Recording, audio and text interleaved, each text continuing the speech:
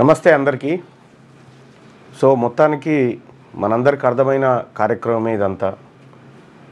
బలహీనమైనటువంటి జీవోతోటి బలహీన వర్గాలను మభ్యపెట్టాలని రేవంత్ రెడ్డి మొత్తం ఆ సమాజం అంతా, అగ్రకుల పాలకులంతా, అన్ని పార్టీలో ఉన్నటువంటి పాలకులంతా కలిసి మూకుమ్మడిగా చేసినటువంటి కుట్రకు నిన్నటి ఫలితమే మనం చూసినాం. నేను మొదటి నుంచి చెప్తుంది కూడా అదే, వీళ్ళు ఎప్పటికీ మనోళ్ళు కాదు అని చెప్తూనే ఉన్నా. కాంగ్రెస్లో ఉన్న రెడ్డి, బీఆర్ఎస్లో ఉన్న రెడ్డి, బీజేపీలో ఉన్న రెడ్డి, వాళ్ళందరూ కూడా అగ్రవర్ణాలంతా ఒక్కటై ఈ డ్రామా చేసి తినే టైంకి బీసీల బుక్కను గుంజేసిరు, వాళ్ళ తలను గుంజేసుకొని వెళ్ళిపోయారు. ఇది వాళ్ళ కొత్తనా? ఏం జరిగింది గతంలో? అసలు తెలంగాణ రాష్ట్రంలో ఉన్నటువంటి బీసీలకు ఒక చరిత్ర తెలవాలి. ఆ చరిత్రను కాసేపట్లో మీ ముందు పెడతా. ఎవరు వీళ్ళు? రేవంత్ రెడ్డికి బీసీల రిజర్వేషన్ ఇచ్చేంత ఇష్టముందా? రేవంత్ రెడ్డి కానీ ఇంకో రెడ్డి కానీ, జానారెడ్డి అనేటువంటి ఓ ముసలి నక్క చేసిన ఎత్తులో ఈ వ్యవహారం అంతా నడిచింది. కానీ గుర్తుపెట్టుకో జానారెడ్డి, నీ కొడుకులను రాజకీయంగా పుట్టగతులు లేకుండా చేయకపోతే, నీ రాజకీయ ఉనికి ఎక్కడ లేకుండా చేయకపోతే నా పేరు తీన్మార్మలన్న కాదు. ఇవాళ 2.5 కోట్ల మంది బీసీల కళ్ళల్లో దుఃఖాన్ని చూసినావు కదా నువ్వు. ఇవాళ ఆ దుఃఖానికి కారణమైనవు కదా రేవంత్ రెడ్డి గారు. మీరు కూడా మూకుమ్మడిగా చేసినటువంటి కుట్ర ఏదైతే ఉందో, ఈ కుట్ర ఇవాళ బట్టబయలైపోయింది. ఇందులో నిన్న కొద్దిమంది లీడర్ల ప్రెస్ మీట్ చూస్తూ ఉంటే నవ్వొస్తుంది నాకు. ఫస్ట్ రోజు వాళ్ళ వీడియోలో ఏం మాట్లాడిరో చూడ్రి మీడియా ముంగట, సెకండ్ రోజు ఏం మాట్లాడుతున్నారో చూడ్రి. వాళ్ళు అగ్రవర్ణ పార్టీల ప్రతినిధులుగా మాట్లాడుతున్నట్టుగా కనిపిస్తూ ఉంది. ఒక ఆయన కాంగ్రెస్కి ఇబ్బంది కాకుండా బీజేపీని అంటాడు, ఇంకొక ఆయన బీజేపీకి ఇబ్బంది కాకుండా కాంగ్రెస్ని అంటాడు, ఇంకొక ఆయన బీఆర్ఎస్కి ఇబ్బంది కాకుండా ఈ రెండింటిని అంటాడు. మరి వీళ్ళని చూస్తూ ఉంటే బీసీ సమాజం చాలా ఆశ్చర్యం వ్యక్తం చేస్తూ ఉంది.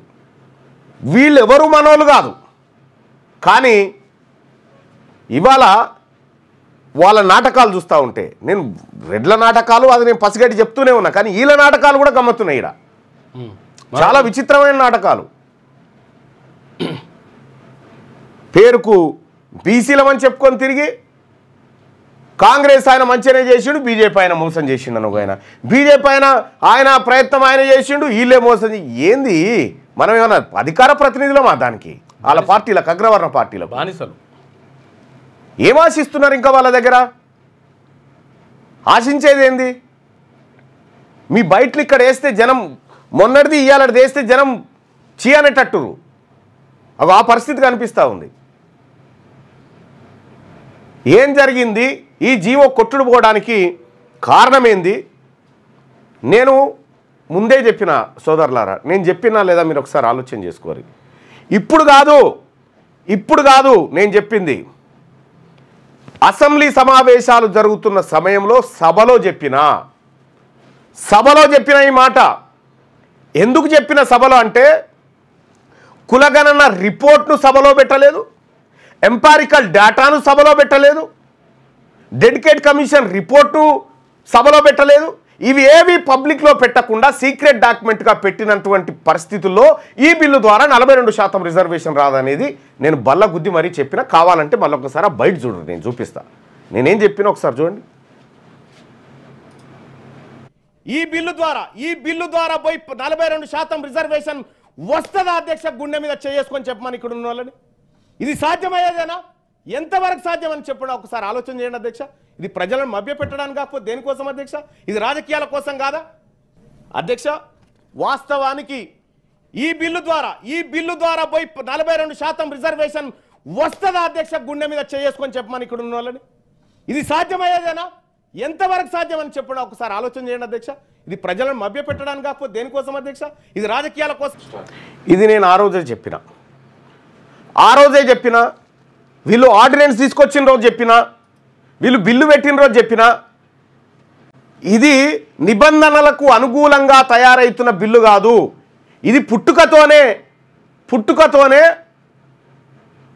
మరణం డేటును పుట్టింది, ఎక్స్పైరీ డేట్తో పుట్టింది బిల్లు అని క్లియర్గా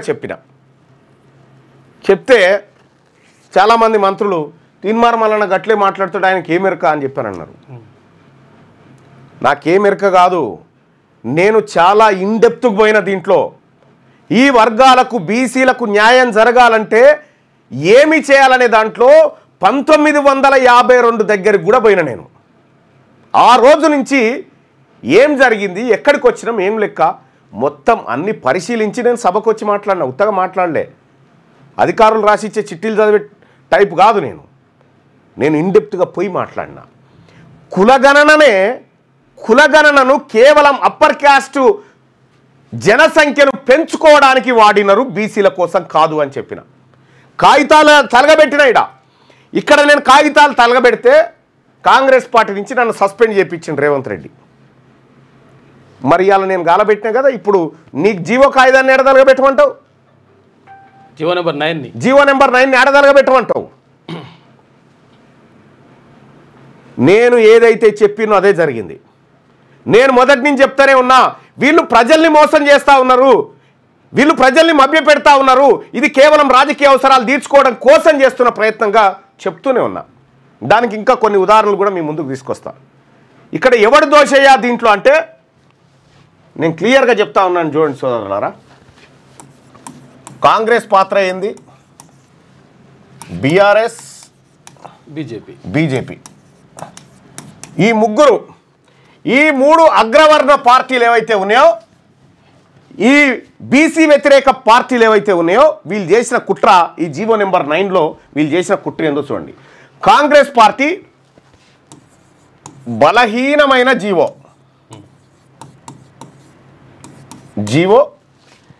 తర్వాత కులగణన రిపోర్టు,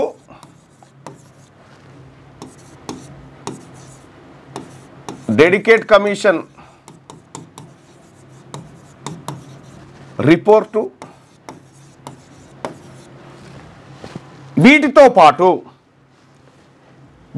పాటు పార్లమెంటరీ సిస్టంలో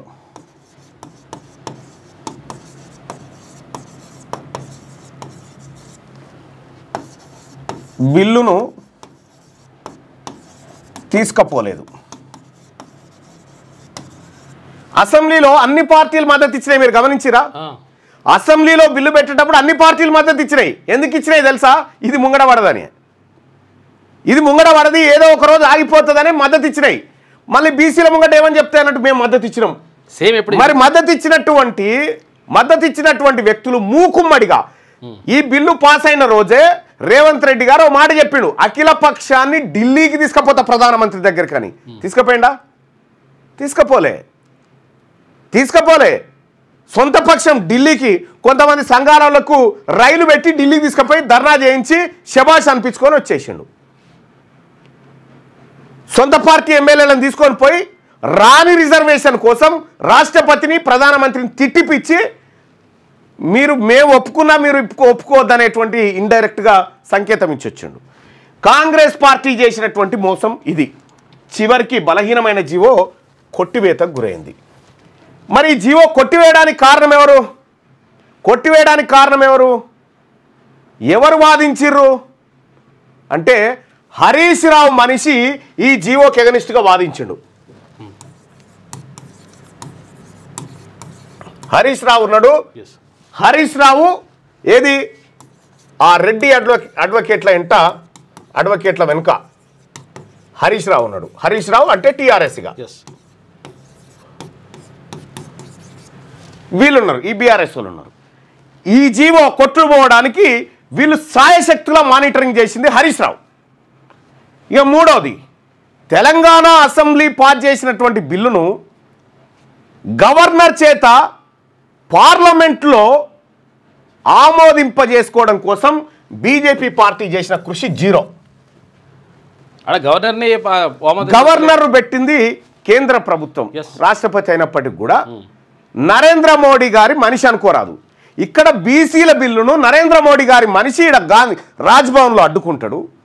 అది ఢిల్లీకి పోకుండా ఇంకా ఆన్నే నానబెట్టి ఉంటారు. అదేమో ఢిల్లీకి పోదు, ఆర్డినెన్స్కి ఆమోదం రాదు. ఈ అన్నిటిపైన కాంగ్రెస్లో ఉన్న అగ్రవర్ణాలు, బీఆర్ఎస్లో ఉన్న అగ్రవర్ణాలు, బీజేపీలో ఉన్నటువంటి అగ్రవర్ణాలు వీళ్ళందరూ కలిసి మూకుమ్మడిగా జీవోకు నిన్న ఉరితాడేశారు. ఆ జీవో న్యాయస్థానంలో నిలబడదు అని క్లియర్గా నేను కుండబద్దలు కొట్టి చెప్పిన. ఒక అడుగు ముందుకే చెప్పిన. నిజంగా అది నిలబడేది ఉంటే నేను రాజీనామా కూడా చేస్తా అని చెప్పిన. అయితే విషయం ఏంటంటే అసలు గతంలో కూడా ఇది జరిగింది, ఇటువంటిది జరిగింది సేమ్. గతాన్ని నేను వివరిస్తాను. ఒకటే మాటల అంటే అసలు యాక్చువల్గా ఏ విషయం కాదు. ప్రత్యేక తెలంగాణ రాష్ట్ర ఉద్యమం జరుగుతున్నప్పుడు తెలుగుదేశం పార్టీ మేము ప్రత్యేక తెలంగాణకు రాష్ట్రానికి అనుకూలంగా ఒక లెటర్ ఇచ్చింది. చంద్రబాబు నాయుడు లెటర్ ఇచ్చాను. చంద్రబాబు నాయుడు లెటర్ ఇచ్చిండు. అప్పుడు ఏమనుకున్నట్టు ఎట్టి పరిస్థితుల్లో ప్రత్యేక తెలంగాణ వచ్చేది ఉందా పీకే ఉందా అని అనుకున్నాడు. అనుకుని లెటర్ ఇచ్చిండు. లెటర్ ఇచ్చేసి మేమంతా కూడా ప్రత్యేక తెలంగాణకు అనుకూలం, మేము ఎవరం కూడా వ్యతిరేకంగా అని లెటర్ ఇచ్చారు. సేమ్ వీళ్ళు కూడా ఇప్పుడు ఏం చేసిరంటే మేము బీసీలకు ఎవరు వ్యతిరేకంగా అని చెప్పేసి వ్యతిరేకం కాదని ఓపెన్ స్టేట్మెంట్ ఇస్తారు. వెనకాల ఇందులో ఉన్న రెడ్లంతా ఒకటేరు. తెలంగాణ వస్తుంది ఇక గ్యారంటీ అనుకున్నప్పుడు చంద్రబాబు నాయుడు మీరు బీసీ ప్రజలారా, ఈ దొంగలు, ఈ అగ్రవర్ణ దొంగలు ఎవరైతే మన రిజర్వేషన్లు అడ్డుకున్నారో వీడు ఊర్ల పొంటి మన ఆడకట్టుకొచ్చి మన ఓటు అడిగితే చెప్పు తీసుకొని కొట్టుర్రి. మన బిడ్డల కూడెత్తుకపోయి మన కడుపు మీద కాలు పెట్టి మన భవిష్యత్తును ఉరితాడేసినటువంటి ఈ దొంగలను ఊర్ల పొంటి వస్తే తరిమి కొట్టండి. ఎమ్మెల్యే ఎంపీలే కాదు, కనీసం ఈ వార్డు మెంబర్లు, సర్పంచులు కూడా, వార్డు మెంబర్లు అయితే అంటేనే జీర్ణించుకోలేకపోతా ఉన్నారు. వార్డు మెంబర్లు, సర్పంచులు, ఎంపీటీసీలు అయితేమంటేనే లే మీకు ఇచ్చే పరిస్థితే లేదని చెప్పి కోర్టులకు పోయినారు. వీళ్ళు ఓర్చుకోరు, మనకేం పెట్టరు. క్లియర్గా అర్థమైంది. ఈ 3 పార్టీలు 8 మంది ఎంపీలు ఉన్నారు. బీజేపీ ఎంపీలు 8 మంది ఎంపీలలో ఒక్క ఎంపీ అన్న ఈ బిల్లు, ఈ బీసీల కోసం పాస్ చేసినటువంటి బిల్లును మేము ప్రధానమంత్రి దగ్గర తీసుకపోతాం, మాట్లాడతామని ఒక స్టేట్మెంట్ ఉన్నదా? ఒక్క నాయకుడన్నా భారతీయ జనతా పార్టీ నుంచి? భారతీయ జనతా పార్టీకి బాధ్యత లేదా? సగం మంది ఎంపీలు చేయాల్సిన కార్యక్రమం ఏముండే అంటే ఏం జరిగితే వచ్చేది ఇది అంటే ఈయన కులగణన బరాబర్గా చేసి పబ్లిక్ డొమైన్లో పెట్టాలి. కులాల వారి డెడికేట్ కమిషన్ రిపోర్ట్ పర్ఫెక్ట్గా చేయాలి. ఎంపారికల్ డేటా తయారు చేయాలి. చట్టసభల ఆమోదం తీసుకోవాలి. చట్టసభల ఆమోదం తీసుకొని పోయి మొత్తం తెలంగాణ రాష్ట్రంలో ఉన్నటువంటి అఖిల పక్షాన్ని ఢిల్లీకి తీసుకొని పోయి ప్రధానమంత్రి గారి దగ్గర కూర్చొని ఇక్కడ పరిస్థితులు వివరించి పార్లమెంటు ద్వారా 9th షెడ్యూల్లో పెట్టడం ద్వారా వస్తుంది. ఇక రెండోది నేను కొత్త ఉపాయం కూడా చెప్పిన రేవంత్ రెడ్డి గారికి. ఏమని? అయ్యా నువ్వు 4 కోట్ల మందిని కంట్రోల్ చేస్తున్నాను చెప్తా ఉన్నావు కదా, 2 రెడ్లను నీ రెడ్డి జాగృతులని పిటిషన్లు వాపస్ తీసుకోమను. ఇక్కడ ఎన్నికలు జరుగుతాయని చెప్పిన. పిటిషన్ వాపస్ తీసుకోమని చెప్పిన. అసలు కోర్టుల దగ్గరికి పోకపోతే కోర్టులు పట్టించుకోవు. కోర్టుల దగ్గరికి పోకపోతే కోర్టులే పట్టించుకోవు. కానీ కోర్టుల దగ్గరికి తోలింది ఎవరు?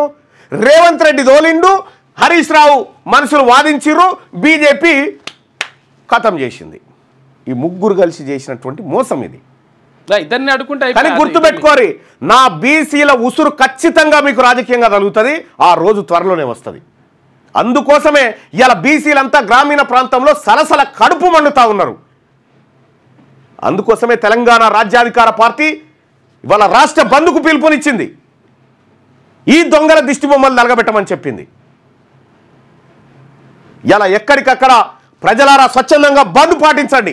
విద్యా సంస్థలకు, కోర్టులకు, అన్ని ప్రభుత్వ కార్యాలయాలకు కూడా చెప్తా ఉన్నాం, మీరు స్వచ్ఛందంగా బంద్ పాటించండి. ఇది మా ఆత్మగౌరవం. దీనికి మరో ఉగ్ర రూపం దాల్చేటువంటి ఉద్యమం రాబోతా ఉంది. ఆ ఉగ్ర రూపమైనటువంటి ఉద్యమంలో వీళ్ళంతా బూడిదిగాక మానదు. వీళ్ళ రాజకీయ భవిష్యత్ అంతా బూడిదే. మేము మీద అడిగినాం రాబాయ్, మీదేమన్నా సొమ్ము తింటామని అడిగినామా? మీ ఇళ్ళకి ఏమైనా తెచ్చిపెట్టమన్నామా? మేము 62% మంది ఉన్నాము. మాకు కనీసం 42% అన్నా మా కడుపు నిండా బెటరా బాబు.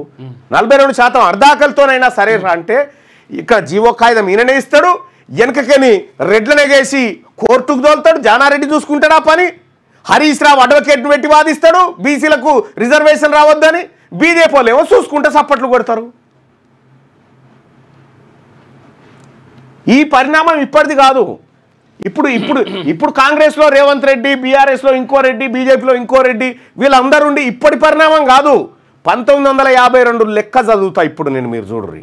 అప్పటి నుంచి ఎన్ని కుట్రలు. నిన్న వి హనుమంతరావు గారిని గమనించిరా, ఎంత నిజాయితీగా ఈ వర్గాల కోసం ఆయన మాట్లాడిన మాటలు చూసిరా. పక్కనున్న లీడర్ మాట్లాడిన మాటలు చూడరు. ఇక ఒక బీసీ లీడర్ ఏమంటాడంటే కాంగ్రెస్ తప్పులేదు, బీజేపీ సంగతి చెప్తామని ఆయన అంటాడు. ఆర్ కృష్ణయ్య గారు నిన్న మాట్లాడిండు, ఉద్యమం చేస్తాం, అది చేస్తాం. నువ్వు బీజేపీ ఎంపీ కదా, భారతీయ జనతా పార్టీ ఎంపీ కదా, నీ ప్రభుత్వం చేయాల్సిన కార్యక్రమం పెండింగ్లో ఉంది కదా, నువ్వు ఎందుకు చెప్పలేదు ఈ మాట? ఈయన తిడతాడు మళ్ళా. ఈయన తిట్ట, ఆయన తిట్ట. జరిగింది ఇది. తీన్మార్ మల్లన్న ఏదైతే చెప్పిండో ఇదే. నేను హైకోర్టు దగ్గర కూడా మాట్లాడి చెప్పినా, మీరు చూడండి మీడియా సమావేశంలో. ఏది విచారణ జరుగుతుండగానే ఇంకా తీర్పు కూడా ఇవ్వలే. రేపో ఎల్లుండో రేవంత్ రెడ్డి ప్రెస్ మీట్ పెట్టి పార్టీ పరంగా 42% టికెట్లు ఇస్తామని రేపో ఎల్లుండో చెప్పబోతుండు, మీరు చూడరు అని చెప్పిన. ఆయన చెప్పకుండా నిన్న సీఆర్ గారితో చెప్పించాడు. కథం మనోళ్ళతోటే. నిజంగా రెడ్లకు చిత్తశుద్ధి ఉంటే ఒక్క రెడ్డి మంత్రి ఎందుకు రాలేదా? హైకోర్టు కాడికి ఒక్క రెడ్డి మంత్రి వచ్చి బీసీలకు రిజర్వేషన్ దక్కాలని హైకోర్టులో ఎందుకు కూర్చోలేదా? ఒక్క రెడ్డి మంత్రి లేడు ఎందుకు? ఆడ ఓట్లు వద్దాయిగా, బీసీల ఓట్లు వద్దా అంటే బీసీలకు మేము న్యాయం చేసినట్టు కనిపిస్తే రెడ్లలో బదనాం అవుతామని ఆగిపోయినారు మీరు. వీళ్ళు ఎంత కరుడు కట్టిన వాళ్ళు అంటే, ఇక్కడ మీరు చూడండి ప్రజలారా, రేవంత్ రెడ్డి అనేటువంటి వ్యక్తి ఎంతటి దుర్మార్గుడో చూడరిగో. బీసీలకు రిజర్వేషన్లు అడిగితే జైల్లో పెట్టాలని చెప్పిండిగో. చూసిరా, రాష్ట్రాలకు రిజర్వేషన్ అంటే ఏందన్నట్టు, రాష్ట్రాల రిజర్వేషన్ అంశం బీసీలది అన్నట్టు. ఈ బీసీలకు రిజర్వేషన్ ఇవ్వడం అడిగితే జైల్లో పెట్టాలని చెప్తా ఉన్నాడు రేవంత్ రెడ్డి. బీసీలు రిజర్వేషన్ అడిగితే జైల్లో పెట్టాలని చెప్తా ఉన్నాడు అన్న. మరి ఈ రాష్ట్రమే కదా ఈ రిజర్వేషన్ అంశం మీద తెర మీద తెచ్చి జీవో విడుదల చేసింది నువ్వే కదా. మరి దీనికి ఏంది సమాధానం? కేవలం మభ్య పెడతా ఉన్నా, ఇది ముంగడ పడదని చెప్పి ఆయనకు కూడా తెలుసు, బీజేపీకి తెలుసు, బీఆర్ఎస్కు తెలుసు. కాబట్టి అందరు మద్దతు దానికి. వీళ్ళందరేమో ఈ పనులుంటే నేను అసెంబ్లీలో మాట్లాడింది అది, అసెంబ్లీలో మాట్లాడి క్లియర్గా చెప్పింది అది. ఏమని అక్కడ ఉంది చూడండి. అసెంబ్లీలో వీళ్ళందరేమో మద్దతు అని మాట్లాడుతూ ఉంటే ఈ మోసాన్ని ఎండగడుతూ నేను మాట్లాడింది అవ్వ కాదా అధ్యక్ష? వాస్తవానికి ఈ బిల్లు ద్వారా పోయి 42% రిజర్వేషన్ వస్తుందా అధ్యక్ష? గుండె మీద చేసుకొని చెప్పమని ఇక్కడ ఉన్న వాళ్ళని. ఇది సాధ్యమయ్యేదేనా? ఎంతవరకు సాధ్యమని చెప్పడం ఒకసారి ఆలోచన చేయండి అధ్యక్ష. ఇది ప్రజలను మభ్య పెట్టడానికి కాకపోతే దేనికోసం అధ్యక్ష? ఇది రాజకీయాల కోసం కాదా అధ్యక్ష? వాస్తవానికి ఈ బిల్లు ద్వారా పోయి 42% రిజర్వేషన్ వస్తుందా అధ్యక్ష? గుండె మీద చేసుకొని చెప్పమని ఇక్కడ ఉన్న వాళ్ళని. ఇది సాధ్యమయ్యేదేనా? ఎంతవరకు సాధ్యమని చెప్పడం ఒకసారి ఆలోచన చేయండి అధ్యక్ష. ఇది ప్రజలను మభ్య పెట్టడానికి కాకపోతే దేనికోసం అధ్యక్ష? ఇది రాజకీయాల కోసం కాదా? అది 1 minute రైట్. అది అయితే అదే బిట్టు కరెక్టే. కానీ ఆ రోజు అసెంబ్లీలో నేను మాట్లాడింది అది క్లియర్గా అర్థమైంది కదా, ఎవరు ఏ ఆలోచనతో ఉన్నారనేది. రేవంత్ రెడ్డి క్లియర్గా ఆయన కాంగ్రెస్ పార్టీలో చేరినప్పుడే బీసీలకు రిజర్వేషన్ రానియా, వస్తే అడిగితే జైల్లో పెట్టిస్తా అని చెప్పిండు ఆయనది అది. ఇటువంటి వాడు జీవో జారీ చేసి బీసీలకు రిజర్వేషన్ ఇస్తారంటే నమ్మొచ్చా? మీరు కామెంట్ రూపంలో తెలియజేయండి బాయ్ సాబ్, నమ్మొచ్చా?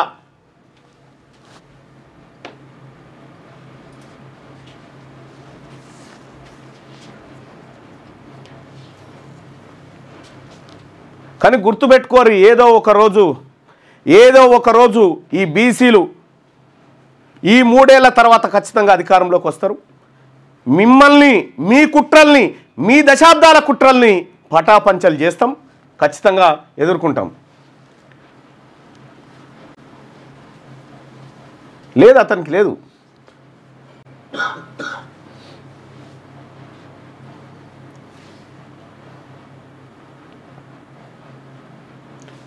నలభై 42% జీవో ఇవ్వడానికి కాదాయన. జానారెడ్డి అనేటువంటి ముసలి నక్క, ఈ రేవంత్ రెడ్డి, వీళ్ళిద్దరు కలిసి రెడ్ల సంఘాన్ని ఏర్పాటు చేసి ఆ జాగృతికి ఫండింగ్ చేసి, రెడ్డి జాగృతికి ఫండింగ్ చేసి కోట్లకు దోలిచ్చి ఇగో ఈ కార్యక్రమం చేసిరు వీళ్ళు. రేవంత్ రెడ్డి గారు మీరు బేషరతుగా రాజీనామా చేయాలి. బీసీలను మోసం చేసినందుకు రాజీనామా చేయాలి రేవంత్ రెడ్డి. నా డిమాండ్ అది. మీరేమంటారు చెప్పండి.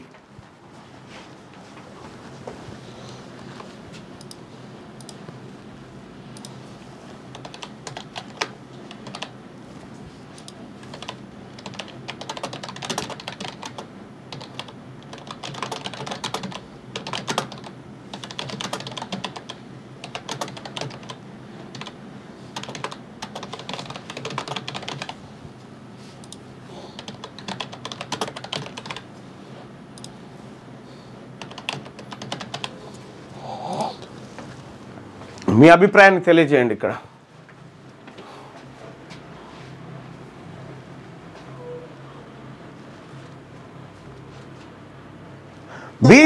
రిజర్వేషన్ల అధికారం ఇవ్వడం అనేది నేను అడిగితే జైల్లో పెట్టాలి.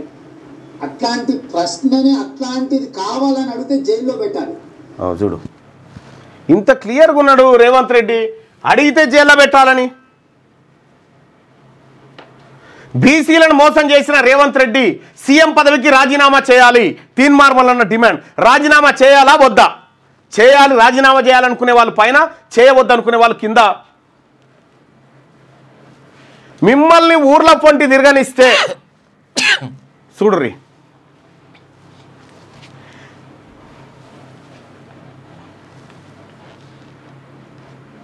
గింత మోసమా? గింత బీసీలు ఈ స్థాయిలో మేల్కొన్న తర్వాత కూడా మీరు ఈ రకమైన కుట్రలు చేస్తూ ఉన్నారంటే, మీరు ఈ రకమైన మోసాలు చేస్తున్నారంటే రైట్. 187% మంది రేవంత్ రెడ్డి గారు, 187% మంది లైవ్ వ్యూవర్స్ నిన్ను రాజీనామా చేయమని కోరుతా ఉన్నారు. నీ వల్ల కాదు. నువ్వు ఆ సీటుకు చాలా చిన్న సైజు, సరిపోదా సైజు? నీ సైజు సరిపోదు. రేవంత్ రెడ్డి రాజీనామా చేయాలి. బీసీలను మోసం చేసిన రేవంత్ రెడ్డి రాజీనామా చేయాలి.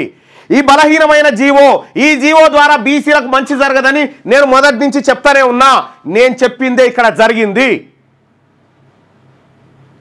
నేను ఏదైతే చెప్పినో ఇన్నే జరిగింది. బీసీలను ఎట్లా మభ్య పెట్టుకుంటూ వచ్చారు 1952 నుంచి. పుంజాల శివశంకర్ రాసిన ఒక ఆయన జీవిత చరిత్రలో ఆ ఒక్కటే ముగింపు అనే దాంట్లోంచి ఇప్పుడు చివరిలో ఉన్నటువంటి కొన్ని పేజీలు మీకు వివరిస్తా. రెడ్లు 1952 నుంచి బీసీలను ఏ రకంగా మోసం చేసుకుంటూ వస్తూ ఉన్నారో ఇందులో ఉంటుంది క్లియర్గా. దయచేసి మీరు చదవకండి, నేను చదివి వినిపిస్తా. కనీసం వినండి.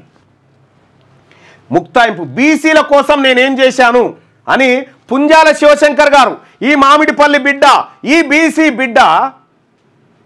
బీసీ బిడ్డ తన జాతి కోసం, తన జాతి భవిష్యత్తు కోసం అమృత్సర్ రైల్వే స్టేషన్ బయట బూట్లు షూస్ పాలిష్ చేసిన అంబేద్కర్ బీసీలకు ఆయన ఏం చేసిండో, ఆయన ఎంత తపన పడ్డాడో ఒకసారి చూడండి.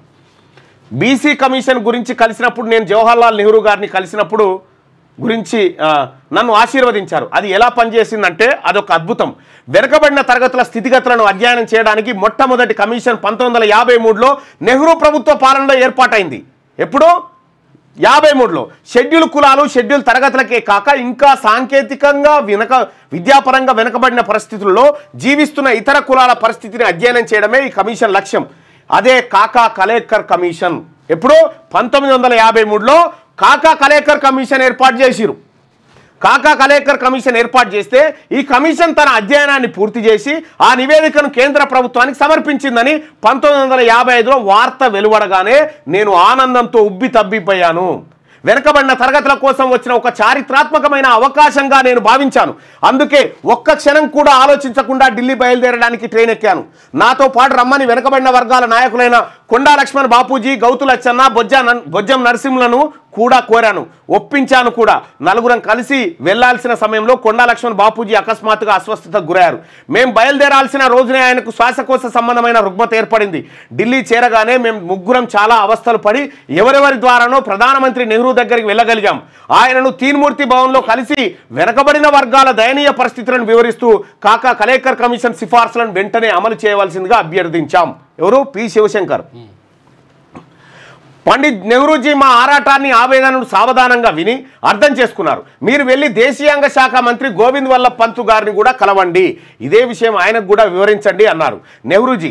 ఇక ఆ సందర్భంలోనే నేను హైదరాబాద్ హైకోర్టులో ప్రాక్టీస్ చేయడానికి నమోదు చేసుకున్న యువ న్యాయవాదిగా నన్ను పరిచయం చేసుకున్నాను.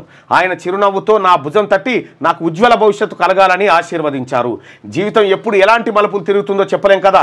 నేను ఎన్నడూ ఊహించని విధంగా 2 దశాబ్దాల తర్వాత నేను హైదరాబాద్ హైకోర్టు న్యాయమూర్తిని అవ్వటం, కొంతకాలానికి దానికి రాజీనామా చేయడం, మళ్ళీ న్యాయవాది వృత్తిలోకి దిగి అదే నెహ్రూజీ కుమార్తె శ్రీమతి ఇందిరాగాంధీకి న్యాయం జరగడం కోసం న్యాయస్థానంలో పోరాడడం, చివరికి ఆవిడ మంత్రివర్గంలోనే న్యాయశాఖ మంత్రిగా కీలక బాధ్యత స్వీకరించడం జరిగింది.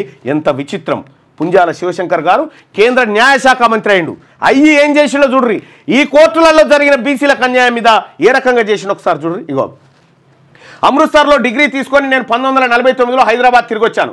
వచ్చిన వెంటనే చేసిన పని ఉస్మానియా యూనివర్సిటీ లా కాలేజీలో దరఖాస్తు చేశాను. 1952లో నాకు లా డిగ్రీ వచ్చింది. వెంటనే హైదరాబాద్ హైకోర్టు బార్ కౌన్సిల్లో లాయర్గా నమోదు చేయించుకున్నాను. నేను కోరుకున్న BA ఆనర్స్ అమృత్సర్ నుంచి తీసుకున్నాను. కానీ నాకు అత్యంత ప్రియమైన నా పెద్దన్న జగనన్నను కోల్పోయాను. అందరూ అన్నదమ్ముల్లోకి మా ఇద్దరి మధ్య ఒక అవినాభావ సంబంధం ఉండేది. కారణం ఇద్దరం ఒకే రకమైన జీవిత విలువలను పంచుకున్నాం.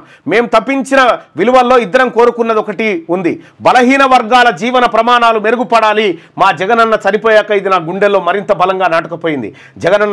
ఈ జగనన్న ఎవరంటే పుంజాల శివశంకర్ గారి అన్న. పుంజాల శివశంకర్ గారి అన్న దేశం కోసం పోరాటం అమృత్సర్లో ఉంటే, అమృత్సర్లో అన్న దగ్గర పోతే అక్కడే అన్నకు సేవ చేయడానికి పోయి పైసలు లేక బూట్లు పాలిష్ చేసి బతికినటువంటి జీవనం గడిపినటువంటి శివశంకర్ గారు వాళ్ళ అన్న చనిపోతే తీసుకొస్తేందుకు డబ్బులు లేక అక్కడనే ఒక తన పూడ్చిపెట్టిండు ఆ శివశంకర్ గారు. మా జగనన్న చనిపోయాక ఇది నా గుండెలో మరింత బలంగా నాటుకుపోయింది. జగనన్న నాకు మార్గదర్శి. అతని తపన, ఆరాటం, లక్ష్యం నెరవేర్చాలన్న తహతహ నాలో పెరుగుతూ వచ్చింది. తాను ఇప్పుడు నా కళ్ళ ముందు లేడు, ఇక ఎప్పటికీ నాకు కనబడు. అయితే ఏంటి, జగనన్న గుండె చప్పుడు నాకు ఇప్పటికీ వినబడుతూనే ఉంది. తన ఆర్తి జ్వాలలు నా గుండెల్లో మండుతూనే ఉన్నాయి.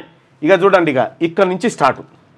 1952లో హైదరాబాద్ సిటీ సివిల్ కోర్టులో లాయర్ శ్రీహర్రావు దేశపాండేకి జూనియర్గా చేరాను.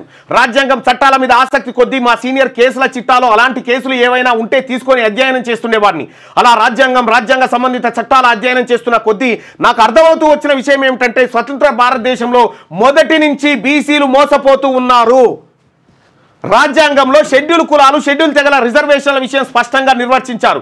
బీసీల విషయంలో అలా జరగలేదు. వాళ్ళు సామాజికంగా, ఆర్థికంగా వెనుకబడిన తరగతులన్నీ నిర్వచించారే తప్ప అందుకు తగినట్టుగా వాళ్ళకి చట్టపరమైన, రాజ్యాంగపరమైన ఆసరా మాత్రం లభించలేదు.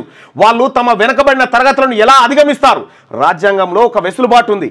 దాని ప్రకారం భారత సమాజంలో సామాజికంగా, ఆర్థికంగా, విద్యాపరంగా వెనుకబడిన వర్గాల అభ్యున్నతి కోసం రాష్ట్ర ప్రభుత్వాలు ఏవైనా సదుపాయాలు కల్పించదలిస్తే అందుకు రాజ్యాంగంలోని అధికరణం కానీ, అధికరణం 29లో గల నిబంధన కానీ అడ్డుపడవు.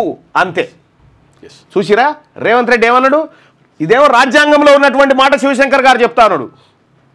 రాజ్యాంగంలో ఒక వెసులుబాటు ఉంది. దాని ప్రకారం భారత సమాజంలో సామాజికంగా, ఆర్థికంగా, విద్యాపరంగా వెనుకబడిన వర్గాల అభ్యున్నతి కోసం రాష్ట్ర ప్రభుత్వాలు ఏమైనా సదుపాయాలు కల్పించదలిస్తే అందుకు రాజ్యాంగంలోని ఈ అధికరణం కానీ, అధికరణం 29లో గల నిబంధన కానీ అడ్డుపడవని చెప్పినాయి. ఏమంటుండు? భారత రాజ్యాంగంలో ఇట్లా రాసిర్రు బీసీలకు ఇయ్యాలని, అట్లా అడిగేటోని అరెస్ట్ చేయాలని చెప్పిండు ఈ దుర్మార్గమైన ముఖ్యమంత్రి. ఇక అడ్డుపడవు అంతే. అలా చెప్పి వదిలేశారా కానీ బీసీల పరిస్థితులు మెరుగుపడడానికి ఎటువంటి కార్యాచరణ కానీ రాజ్యాంగం సూచించలేదు.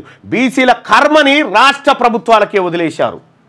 ఈ రాష్ట్రాలలో ఎవడుంటాడా ముఖ్యమంత్రి? ఈ అగ్రవర్ణాలు. వీళ్ళెందుకు చేస్తారా మనకు? ఇక్కడ నేను లా విద్యార్థిగా ఉన్నప్పుడే రాజ్యాంగంలోని వెలితిని గమనించాను. నేను లా పట్టా తీసుకొని లాయర్గా ప్రపంచం చూడడం మొదలుపెట్టాక క్రమంగా ఈ వెలితి ఎలా కోట్లాది మంది బీసీలకు నాతో సహా అవకాశాలను దూరం చేస్తుందో తెలుస్తున్న కొద్దీ నాలో కసి పెరిగి సాగింది. నేను ఎలాగైనా బీసీలు, ఎస్సీలు, ఎస్టీలకు వాళ్ళ జీవన ప్రమాణాలు పెరిగేలా అవకాశాలు కల్పించేందుకు శ్రమించాలన్న ఆతృత నాలో పెరుగుతూ వచ్చింది. ఎక్కడ మొదలు పెట్టాలి అని ఆయనలో ప్రశ్న మదనం స్టార్ట్ అయ్యి, లాయర్గా నేను ఏం చేయగలనో దాన్ని మొదలు పెట్టాలనుకున్నాను. ఒకసారి ఈ స్పష్టత నాకు వచ్చిన తర్వాత యువ లాయర్గా ఉన్న రోజుల నుంచే నా జీవిత ఆశయాలు రెండే రెండు. ఒకటి, ఒక మంచి లాయర్గా గుర్తింపు పొంది న్యాయమూర్తి కావడం. రెండోది, రాజ్యాంగంలో పొందుపరిచిన సామాజిక సమానత్వం సాధించే దిశగా పోరాటం చేయాలి. అప్పటి నుంచి నా ప్రతి ఆలోచన, ప్రతి అడుగు అటువైపే నడుస్తూ వచ్చాయి. ఆ లక్ష్యానికి నేను బానిసైపోయాను. నేను మొదట చేసిన ఉద్యోగంలో నా బాస్ శ్రీ మాడపాడి హనుమంతరావు నా పనితీరుతో చాలా ఆనందపడ్డాడు. ఆయన నగర మేయర్గా పనిచేసినప్పుడు నేను ఆయనకి పర్సనల్ అసిస్టెంట్గా మాత్రమే కాక ఒక న్యాయ సలహాదారు వంటి పాత్ర కూడా పోషించాను. ఆయనకి ఆధారపడదగిన సేవా సలహాలను అందించడం ద్వారా ఆయన మెప్పు పొందాను. ఇక కాసు బ్రహ్మానందరెడ్డి, నీలం సంజీవరెడ్డి అనేటువంటి నరరూప బీసీ రాక్షసుల పాత్ర ఎట్లుంటుందో మీరు ఒక్కసారి చూడండి. ఆ రోజుల్లో కేంద్ర ప్రభుత్వంలో ఒక బీసీల జాబితా ఉండేది. కానీ అప్పటికి హైదరాబాద్ రాష్ట్రం ఇంకా భారత్ రిపబ్లిక్లో విలీనం కాకపోవడంతో కేంద్ర ప్రభుత్వ చట్టాలకి నిజాం ఎలాంటి గుర్తింపు ఇవ్వలేదు. నా అభ్యర్థన మీద మాడపాటి హనుమంతరావు గారు నాకు భారత్లో హైదరాబాద్ విలీనం తర్వాత ముఖ్యమంత్రి అయిన శ్రీ బూర్గుల రామకృష్ణారావుని కలవడానికి అవకాశం కల్పించారు. హనుమంతరావు గారి మాటలకి బూర్గుల వారు ఎంతో విలువనిచ్చేవారు. అసలు బూర్గుల వారిని న్యాయవాద వృత్తి వదిలేసి ప్రజా జీవితంలోకి రమ్మని ఒప్పించిందే మాడపాటి హనుమంతరావు.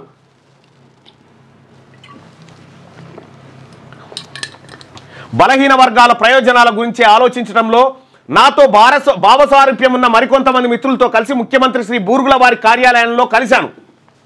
వెనుకబడిన తరగతులకు సంబంధించి రాజ్యాంగంలో ఏమని ఉందో వివరిస్తూ దాని ప్రకారం హైదరాబాద్ రాష్ట్రంలో సామాజికంగా, విద్యాపరంగా వెనుకబడిన కులాలను గుర్తించి అర్హులైన కులాలతో రాష్ట్ర జాబితా ఒకటి తయారు చేయించి ప్రకటించాలని మా వినతి పత్రంలో కోరాం. రాజ్యాంగంలో ఏముందంటే సామాజికంగా, విద్యాపరంగా వెనకబడినటువంటి వర్గాలు అని రాసి వదిలేసిరు గంతే. వాళ్ళు ఎవరనేం చెప్పలేదు రాజ్యాంగంలో. వాళ్ళు ఎవరనేది తయారు చేసేందుకు పుంజాల శివశంకర్ గారు స్టార్ట్ చేసిండు వర్క్. తరగతులని చెప్పారు కానీ కులాలని చెప్పలే ఎక్కడ. అయితే ఈ వెనకబడిన ఆర్థికంగా, సామాజికంగా, విద్యాపరంగా వెనకబడినటువంటి వాళ్ళు ఎవరైతే ఉన్నారో వాళ్ళ జాబితా తయారు చేయడం ప్రారంభించిండు పుంజాల శివశంకర్ గారు.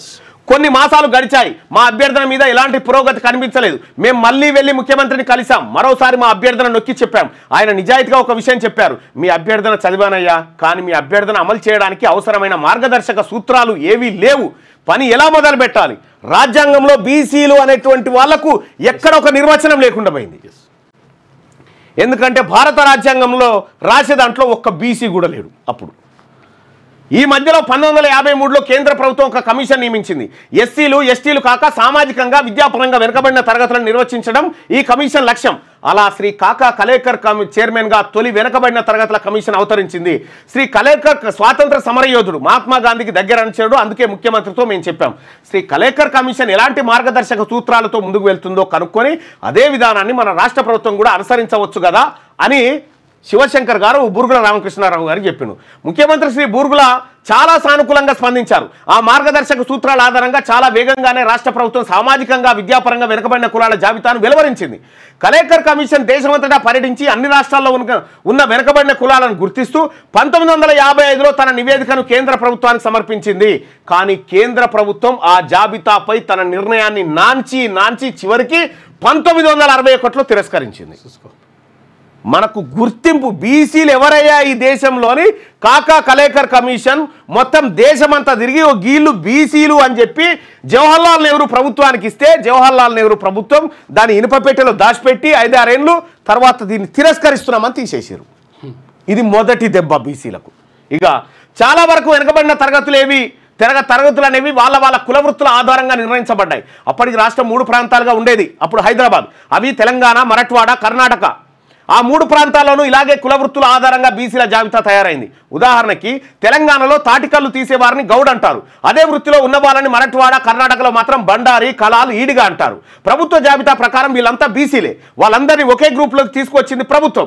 ఇలా చేయడంలో ఏం జరిగిందంటే ఒకే కుల వృత్తిలో ఉన్న వాళ్ళు ఒక ప్రాంతంలో సామాజికంగా, విద్యాపరంగా అభివృద్ధి చెంది ఉన్నా అదే వృత్తి వాళ్ళు మరొక ప్రాంతంలో వెనుకబడి ఉన్నారు. కానీ ఆ వృత్తిని బట్టి మాత్రం ఆ కులం రాష్ట్ర స్థాయి జాబితాలో వెనుకబడిన కులంగానే ప్రకటించబడింది.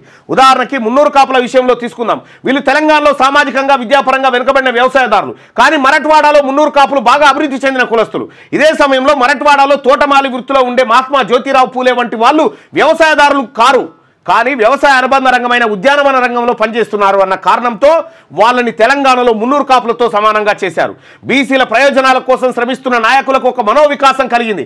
1954లో అలాంటి వారిలో ముఖ్యంగా చెప్పుకోవలసిన వాళ్ళు శ్రీ కొండా లక్ష్మణ్ బాపూజీ, బొజ్జం నరసింహులు, గౌతు లచ్చన్న. అయితే అప్పటికి ఆంధ్ర ప్రాంతం మద్రాసు రాష్ట్రం నుంచి విడిపోయి కర్నూలు రాజధానిగా ఆంధ్ర రాష్ట్రంగా ఏర్పడి ఉంది. దాంతో పై ముగ్గురు నాయకులు బీసీల కోసం 3 వేర్వేరు సంఘాలు ఏర్పాటు చేసుకున్నారు. కాలక్రమంలో తాము ముగ్గురు సంఘటితమైతే బలం పెరుగుతుందని మనోవికాసం పొంది ఒకటే సంస్థగా ఏర్పడ్డారు. అప్పటికే హైదరాబాద్ రాష్ట్ర ప్రభుత్వం చేత ఒక బీసీ జాబితా విడుదలయ్యేందుకు చేసిన కృషి ఫలించిందన్న ఆనందంలో నేను నా మిత్రులు కలిసి ఒక బీసీల సమావేశం ఏర్పాటు చేశాం. దానికి ప్రధాన వక్తలుగా పైన చెప్పిన ముగ్గురిని ఆహ్వానించాం. బావసారూప్యంగా నా మిత్రుల్లో ఎక్కువ మంది న్యాయవాదులు. ఆ సభ బాగా జరిగింది. న్యాయవాదులు, బీసీ న్యాయవాదులు. కానీ హైదరాబాద్ రాష్ట్రంలో బీసీ జాబితా తయారు చేయించగలిగాం అన్న మా ఉత్సాహం చాలా త్వరగానే నీరు గారిపోయింది. ఎందుకంటే 1956లో భాషా ప్రాతిపదికన రాష్ట్రాల విభజన జరిగింది. దీంతో దక్షిణాదిన తెలుగు భాష మాట్లాడే ఆంధ్ర, తెలంగాణ రాష్ట్రాలు కలిసి ఆంధ్రప్రదేశ్గా ఏర్పడింది. అప్పటి వరకు హైదరాబాద్ రాష్ట్రంలో 3 ప్రాంతాలు ఉండేవి కదా. వాటిలో మరాఠవాడాని మహారాష్ట్రలో కలిపేశారు. అక్కడ మరాఠీ, ఉర్దూ 2 మాట్లాడేవారు. కర్ణాటక ప్రాంతాన్ని పూర్తిగా కర్ణాటక రాష్ట్రంలో కలిపేశారు. దాంతో బొంబాయి రాష్ట్రం, కర్ణాటక రాష్ట్రం మరింత విస్తరించబడ్డాయి. ఆంధ్ర, తెలంగాణ కలిసి ఏర్పడిన ఆంధ్రప్రదేశ్ రాష్ట్రానికి రాయలసీమ ప్రాంతవాసి అయిన శ్రీ ఇగో ఇక్కడ ఎంటర్ అయ్యింది దుర్మార్గుడు. ఆంధ్ర, తెలంగాణ కలిసి ఏర్పడిన ఆంధ్రప్రదేశ్ రాష్ట్రానికి రాయలసీమ ప్రాంతవాసి అయిన శ్రీ నీలం సంజీవరెడ్డిని ముఖ్యమంత్రిని చేసి బూర్గుల రామకృష్ణారావుని కేరళ రాష్ట్రానికి గవర్నర్గా పంపింది కేంద్రంలోని కాంగ్రెస్ ప్రభుత్వం. ఇక్కడ చూడరిగా శ్రీ నీలం సంజీవరెడ్డి తిరుగులేని పెత్తందారులా వచ్చారు. ఎట్లొచ్చిండు? తిరుగులేని పెత్తందారుల ముఖ్యమంత్రి పదవిని అధిరోహించారు. అయితే బలహీన వర్గాల పట్ల చాలా అసహనంతో ఉండేవారు. రెడ్డి పక్షపాత ధోరణితో వ్యవహరించేవారు. ఇది ఆయన చేతల్లో కొట్టొచ్చినట్టు కనబడేది.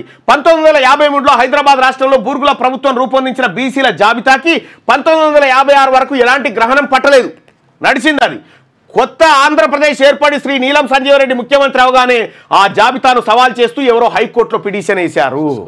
అట్లా నీలం సంజీవారెడ్డి అనేటువంటి దొంగ, ఓ దుర్మార్గుడు, బీసీల రాక్షసుడు, బీసీల పాలిట రాక్షసుడు అయిన నీలం సంజీవారెడ్డి హైకోర్టులో పిటిషన్ వేయించండి. దేని మీద? బీసీల జాబితా మీద. ఇవాళ రేవంత్ రెడ్డి వేయించినట్టు. అంతే, జాబితా తయారైన 3 సంవత్సరాల వరకు దాన్ని పట్టించుకోకుండా నీలం సంజీవరెడ్డి గారు ప్రభుత్వంలోకి రాగానే దానిపై కేసు వేశారంటే దాంట్లో రాజకీయ ప్రమేయం ఉందని నేను భావించాను. ప్రభుత్వం న్యాయవాదులు కూడా కేసును బలహీనంగా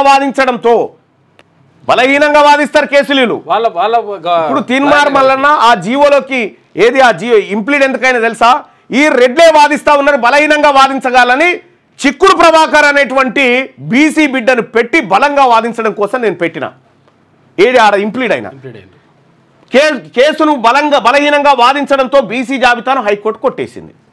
ఎవరు? నీలం సంజీవరెడ్డి అనేటువంటి దుర్మార్గుడు ఎంటర్ అయి కొట్టేపించాడు. దాంతో అప్పటి వరకు నాలో అనుమానంగా ఉన్న నీలం సంజీవరెడ్డి ప్రభుత్వ బీసీ వ్యతిరేక వైఖరి పూర్తిగా బలపడింది. 1960లో కాంగ్రెస్ పార్టీ అధ్యక్షురాలుగా శ్రీమతి ఇందిరాగాంధీ పదవీకాలం ముగింపుకొచ్చింది. ఆ స్థానంలో శ్రీ నీలం సంజీవరెడ్డిని పార్టీ ఎంచుకుంది. అప్పటికి నా సొంత ప్రాక్టీస్ బాగా పుంజుకుంది. నేను వెనుకబడిన తరగతుల సంక్షేమం కోసం న్యాయపరంగా, రాజ్యాంగపరంగా పోరాడే లాయర్గా ఒక ముద్ర పడడంతో నాకు అదే వర్గాలలో ప్రచారం కూడా పెరిగింది.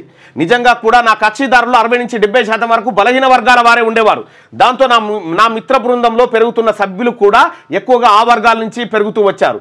నేను కోరి ఎవరిని పిలిచింది లేదు, కానీ నా పనితీరు వాళ్ళని సన్నిహితుల్ని చేయడం నాకు ఆనందమే. అలా నాకు మిత్రులనే వారిలో శ్రీ చక్రపాణి ఒకరు.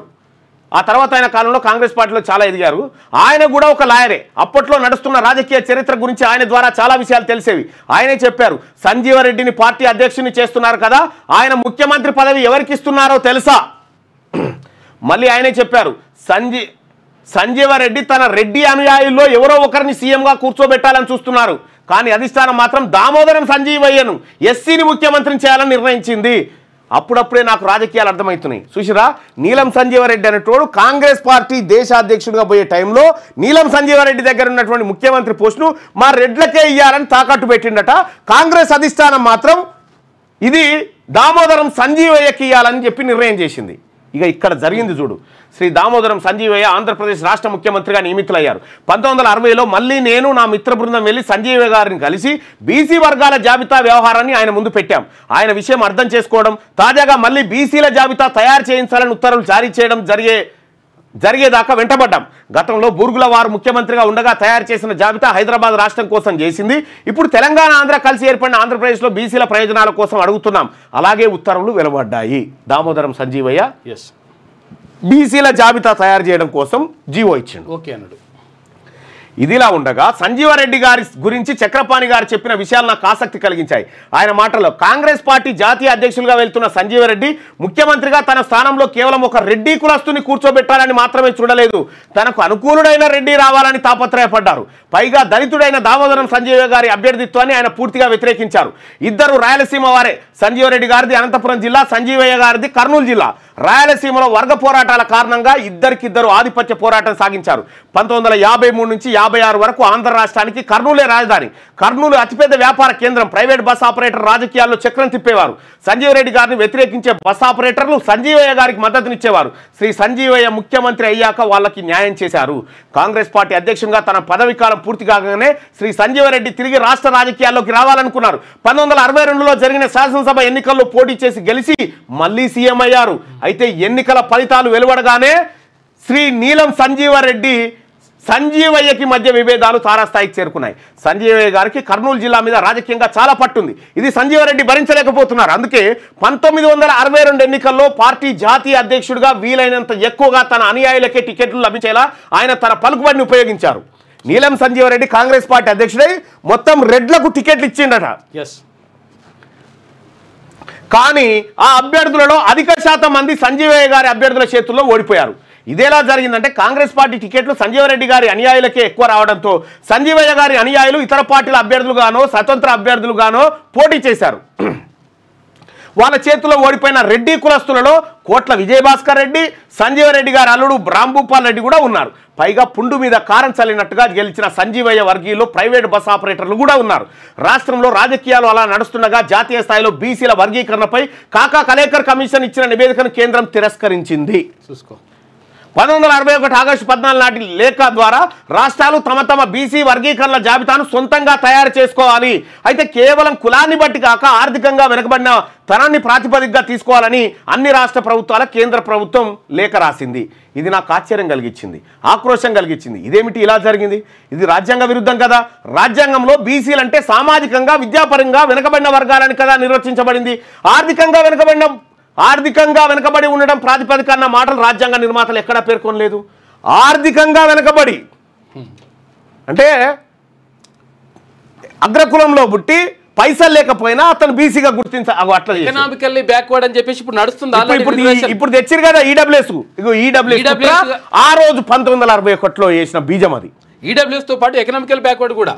ఈడబ్ల్యూఎస్ అంటే ఇప్పుడు ఎకనామికల్ వీకర్ సెక్షన్ ఒకటి, తర్వాత ఇప్పుడు ఎకనామికల్ బ్యాక్వర్డ్ అని చెప్పేసి ఈబీసీ కూడా ఉన్నది. ఇప్పుడు ఇంకో కథ రైట్గా ఇక్కడ శ్రీ సంజీవరెడ్డి ముందు కేంద్ర ప్రభుత్వం రాష్ట్రాలకు రాసిన లేఖ 1962లో కొత్త ముఖ్యమంత్రి సంజీవరెడ్డి ముందుకు రాగానే ఆయన అంతకుముందు ముఖ్యమంత్రి సంజీవ్ గారు జారీ చేసిన బీసీ జాబితా ప్రక్రియ ఉత్తర్వులను రద్దు చేశారు. అలా చేసి అంతకుముందు హైదరాబాద్ ఆంధ్ర రాష్ట్రాల్లో ఉన్న బీసీల జాబితా తెప్పించమని ఆదేశించారు. అధికారులు తెప్పించారు. అలా వచ్చిన 2 జాబితాల్లో కలిపి మొత్తం బీసీ కులాలు 160కి పైగా ఉంటే ఇదేమిటయ్యా ఎన్ని ఉన్నాయి, నిజమైన బీసీలు ఎవరో అధ్యయనం చేయండి, మొత్తం జాబితా 90కి దాటకుండా చూడండి, చూసుకో ఈయన లెక్క పెట్టినట్టుగానే 90కి దాటకుండా చూడండి అని చెప్పి అని అధికారులు సంజీవరెడ్డి గారు ఆదేశించారు. అంతే. నిర్దిష్టమైన మార్గదర్శక సూత్రాలేవి లేకుండా కేవలం కేంద్ర ప్రభుత్వం సూచించిన ఆర్థికంగా వెనుకబడి ఉండడం ప్రాతిపదికన జాబితా తయారు చేయడం మొదలుపెట్టారు. అయితే ఈ బాధ్యత నిర్వహిస్తున్న కింది అధికారులు గతంలో బూర్గుల వారి హయాంలో సంజీవయ్య గారి హయాంలో నేను పడిన తాపత్రయం నా ప్రయత్నాలు ప్రత్యక్షంగా చూసిన వాళ్ళు, అందుకని కొత్త జాబితా తయారులో వాళ్ళు నా సహాయం కోరారు. నేను వాళ్ళకు ఒక విషయం స్పష్టం చేశాను. బీసీల జాబితా తయారు చేయాలంటే ముందుగా ఆయా రాష్ట్రాల సామాజిక విద్యాపరమైన ఆర్థికపరమైన వెనుకబాటుతనాన్ని నిర్ధారించేలా ఒక అధ్యయనం జరగాలి. అలాంటి అధ్యయనం ఆధారంగా తయారయ్యే జాబితా మాత్రమే ఎలాంటి కోర్టులోనైనా ఇక్కడ చూడండి, బీసీల జాబితా తయారు చేయాలంటే ముందుగా ఆయా వర్గాల సామాజిక విద్యాపరమైన ఆర్థికపరమైన వెనుకబాటుతనాన్ని నిర్ధారించేలా ఒక అధ్యయనం జరగాలి. ఇదే డెడికేట్ కమిషన్. ఈయన 1960లో చెప్పిండు, ఎవరు? శివశంకర్ గారు. అలాంటి అధ్యయనం ఆధారంగా తయారయ్యే జాబితా మాత్రమే ఎలాంటి కోర్టులోనైనా ఎలాంటి పరీక్షనైనా తట్టుకొని నిలబడగలదు. ఇవాళ తెలంగాణ ప్రభుత్వం బలహీనమైన జీవో ఇచ్చిందని చెప్పిన కదా, శివశంకర్ గారు చెప్పినటువంటి పక్కా డాటాను తయారు చేసి ఇవాళ నిలబడేది. అది పైగా ఈ జాబితా నిజాయితీని కూడా ఎవరు ప్రశ్నించరు. అట్లా అవకాశం ఉంది. నేను ఇంత స్పష్టంగా వివరించి చెప్పినా అధికారులు పాటించడానికి ధైర్యం చేయలేకపోయారు. ప్రధాన కారణం జాబితా త్వరగా తయారవ్వాలని ముఖ్యమంత్రి నుంచి వస్తున్న ఒత్తిడి. నాకు ఇది నచ్చలేదు. కానీ నేను దూరంగా ఉంటే బీసీలకు న్యాయం జరగదేమోనన్న బెంగ వెంటాడుతుంది. కోర్టులో చుక్కెదురవుతుందేమోనన్న ఆరాటం తరుముతోంది. సరే, ఏ మేరకు న్యాయం చేయగలనో, శాస్త్రబద్ధంగా జాబితా తయారయ్యేలా సహకరించగలనో ఆ మేరకు చేయాలన్న కృతనిశ్చయంతో రంగంలోకి దిగాను. నా వైపు నుంచి న్యాయస్థానాల్లో శల్య పరీక్షలు తట్టుకొని నిలబడగలిగేలా కొన్ని మార్గదర్శక సూత్రాలను నిర్దేశించుకున్నాను. వాటి ప్రకారం బీసీ వర్గాల్లో చేర్చదగిన ప్రతి బీసీ కులానికి సమర్థనీయమైన కారణాలను జతపరుస్తూ ఒక జాబితాను తయారు చేశాను. ఇలా చేస్తున్నప్పుడే ఆంధ్ర ప్రాంత కాపు కులానికి చెందిన కొందరు న్యాయవాద మిత్రుల్ని కాపుల్ని బీసీ జాబితాలో చేర్చడానికి తగిన కారణాలు తయారు చేసి ఇవ్వండి అని అడిగాను. పాత జాబితాలో కాపులు బీసీ జాబితాలో ఉన్నారు, కానీ ఇప్పుడు తయారయ్యే జాబితాకి ఒక శాస్త్రబద్ధత ఉండాలి కదా. అయితే ఆంధ్ర ప్రాంత కాపులు అప్పటికే బీసీలలో ఉన్నారు, అది నిలుపుకోవడానికి ఏముందా మీ దగ్గర రాసియండి అంటే, అయితే ఆంధ్ర ప్రాంత న్యాయవాద మిత్రుల కాపుల్ని బీసీల జాబితాలో చేర్చాలన్న నా ప్రతిపాదన అవమానకరంగా తోచింది, తిరస్కరించారు. నేను ఆశ్చర్యపోయాను. సీనియర్ న్యాయవాదులు నా సూచనని పరిహాసించారు. కాపుల్ని ఎలా బీసీలో చేర్చాలంటున్నారు, మీకేమైనా మతిపోయిందా, అర్థం పర్థం లేకుండా మాట్లాడుతున్నారు, ఇలా వ్యాఖ్యానించారు. వాళ్ళలో ఒక ఆయన కాపుల అభ్యున్నతి కోసం విశేషంగా శ్రమించారు. ఇక్కడ ఆయన పేరు ప్రత్యేకంగా ఉదహరించడం వాంఛనీయం కాదనుకుంటాను. కోస్తాంధ్రాలో కాపులు ఆయా ప్రాంతాల అలవాటును బట్టి కాపులు అని తెలగ అని బలిజ అని పిలువబడుతుంటారు. ఉత్తరాంధ్రలో అయితే తూర్పు కాపులు అంటారు. రాయలసీమ అంతటా బలిజ అని పిలుస్తారు. శ్రీకాకుళం జిల్లా పరిషత్ చైర్మన్గా ఉంటున్న శ్రీ గొర్లె శ్రీరాములు నాయుడు వచ్చి నన్ను కలిశారు. ఆయన చాలా రాజకీయ అనుభవం గడించిన వ్యక్తి, నిశ్చితమైన ఆలోచన దృష్టి గలవాడు. శివశంకర్ గారు, మీరు బీసీల కోసం, బీసీ జాబితా తయారీ కోసం తీవ్రంగా పనిచేస్తున్నారని విన్నాను. మా తూర్పు కాపులను కూడా బీసీల జాబితాలో చేర్పించండి అని కోరారు. తన వాదనని సమర్థించే గణాంకాలను కూడా ఆయన తీసుకొచ్చారు. ఆయన తాపత్రయం నాకు అర్థమైంది. రాష్ట్ర బీసీల జాబితాలో చేర్చాలంటే తూర్పు కాపులకు సంబంధించిన చరిత్ర, గణాంక వివరాలు వగైరా అంశాలన్నీ తీసుకొచ్చి చట్టపరంగా ఎలాంటి పదజాలంతో అర్థవంతంగా కనిపించాలో ఆ పనంతా చేశాను.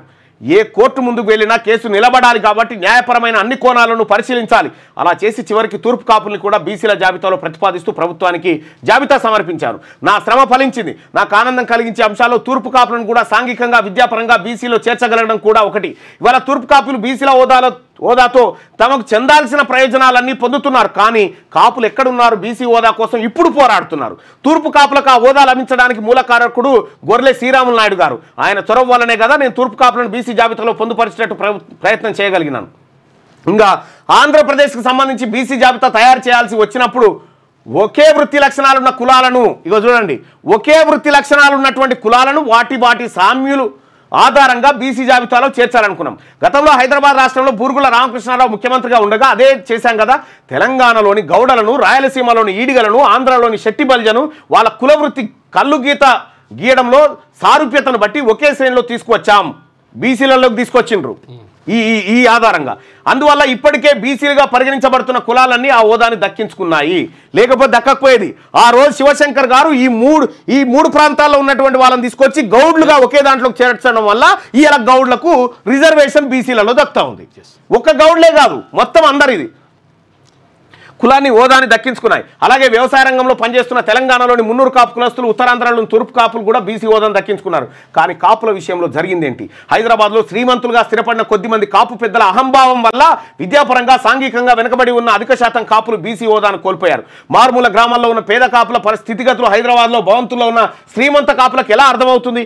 ఇప్పటి కాపుల్లో అధిక శాతం వెనుకబడి ఉన్నారు కదా. చాలాసార్లు ఈ విషయం గుర్తుకొచ్చినప్పుడల్లా మనసు కలుక్కుమంటుంది. ఇప్పుడు ఎవరి మీద నిందలు వేయడం నా అభిమతం కాదు, కానీ కొన్ని వాస్తవాలను పరచలేం. 1962లో ముఖ్యమంత్రిగా వచ్చిన నీలం సంజీవ్ రెడ్డి కానీ, 1983లో ముఖ్యమంత్రి అయిన శ్రీ ఎన్టీ రామారావు కానీ బీసీలను, ఇతర బలహీన వర్గాలను తమ రాజకీయ ప్రయోజనాల కోసం వాడుకున్నారు తప్ప వాళ్ళ జీవితాలను ఉద్ధరించడానికి చేసింది మాత్రం శూన్యం. తాజాగా బీసీ జాబితా తయారు చేస్తామంటూ వాళ్ళు చేసిన వాగ్దానాలన్నీ కేవలం ఎన్నికల్లో ఓట్లు దండుకోవడానికే ఉపయోగపడ్డాయి. అలాంటి గొప్ప ఆలోచనలు వాళ్ళకే వస్తాయో లేక రాజకీయ సలహాదారులు ఇస్తారో కానీ తాజా జాబితా తయారు చేస్తామంటూ తమ దాతృత్వాన్ని చాటుకోవచ్చని, అలా ఓట్లు గుంజుకోవచ్చని, తర్వాత ఎలాగో కోర్టుల్లో ఆ జాబితా హేతుబద్ధత వీగిపోతుందని ఇప్పుడు రేవంత్ రెడ్డి చేసిన కథనే అప్పుడు వీళ్ళు చేసిరు. అదే పరంపర కొనసాగిస్తున్నట్టు ఇంకా చాలా అంశాలు ఉన్నాయి. బీసీల కోసం కష్టపడుతున్నామన్న భ్రమ కల్పించడం వల్ల రాజకీయ ప్రయోజనం పొందాలి. అదే సమయంలో రాజకీయంగా వాళ్ళు ఎదగకుండా కోర్టులు అడ్డుపడినా కూడా తమ కోసం పాపం ప్రభుత్వం చాలా కష్టపడిందన్న సానుభూతి దక్కాలి. ఇదంతా జరిగింది.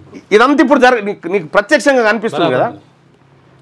మేము బీసీల జాబితా తయారు చేస్తున్నప్పుడు వాళ్ళకి మెడికల్ ఇతర వృత్తి కోర్సులో రిజర్వేషన్లు ప్రతిపాదించాం.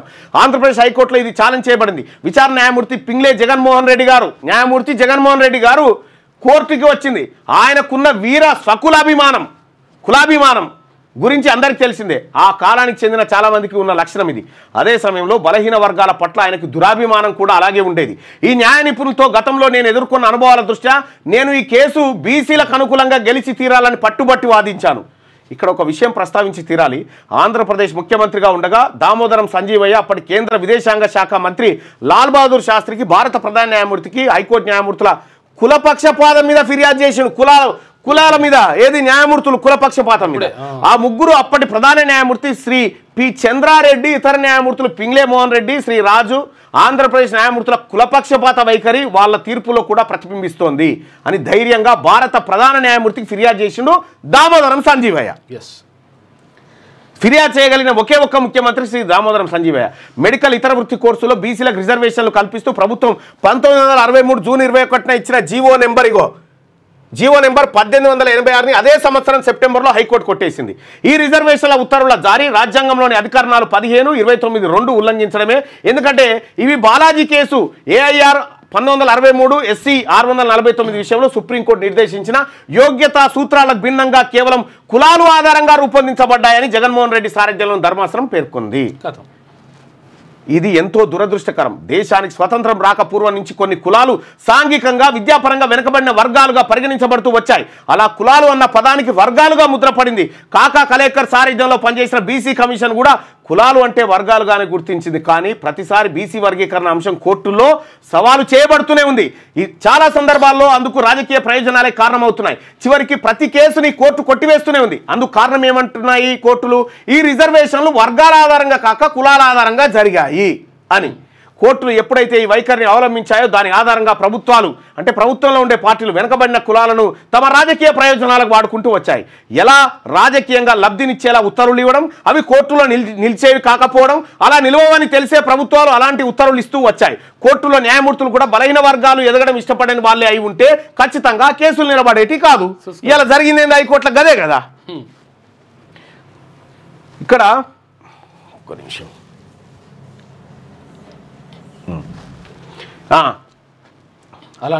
అలాంటి ప్రభుత్వ ఉత్తర్వుల్లో బలహీనమైన కారణాలను కావాలని దట్టిస్తారు. బలహీనమైన కారణాలను కోర్టులో ఈజీ కొట్టుడు పోతందుకు బలహీనమైన కారణాలను దట్టిస్తారు అని నేను అనడానికి తగిన కారణం ఉంది. నేను కేంద్ర మంత్రిగా ఉండగా బలహీన వర్గాల ప్రయోజనాలకు ఉపయోగపడేలా హైకోర్టుల న్యాయమూర్తుల, ప్రధాన న్యాయమూర్తుల బదిలీ ఉత్తర్వులు జారీ చేయించాను.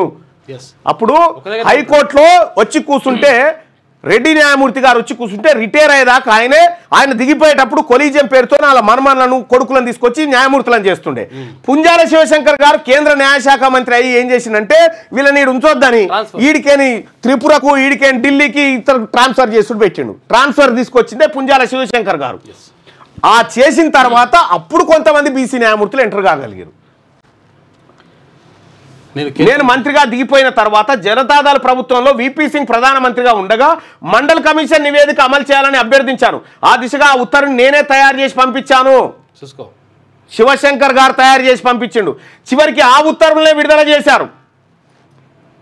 విపి సింగ్ మండల్ కమిషన్ ఉత్తర్వులు ఏవైతే ఉన్నాయో ఆ ఉత్తర్వులను తయారు చేసింది మన తెలుగు బిడ్డ, మన బీసీల బిడ్డ పుంజాల శివశంకర్ తయారు చేసి పంపిన ఉత్తర్వు అది. అదే కాదు, అంతకుముందు నేను మంత్రిగా ఉండగా హైకోర్టు ప్రధాన న్యాయమూర్తుల బదిలీలకు సంబంధించి నేను జారీ చేయించిన ఉత్తర్వులు కూడా సుప్రీంకోర్టులో ఛాలెంజ్ చేయబడ్డాయి.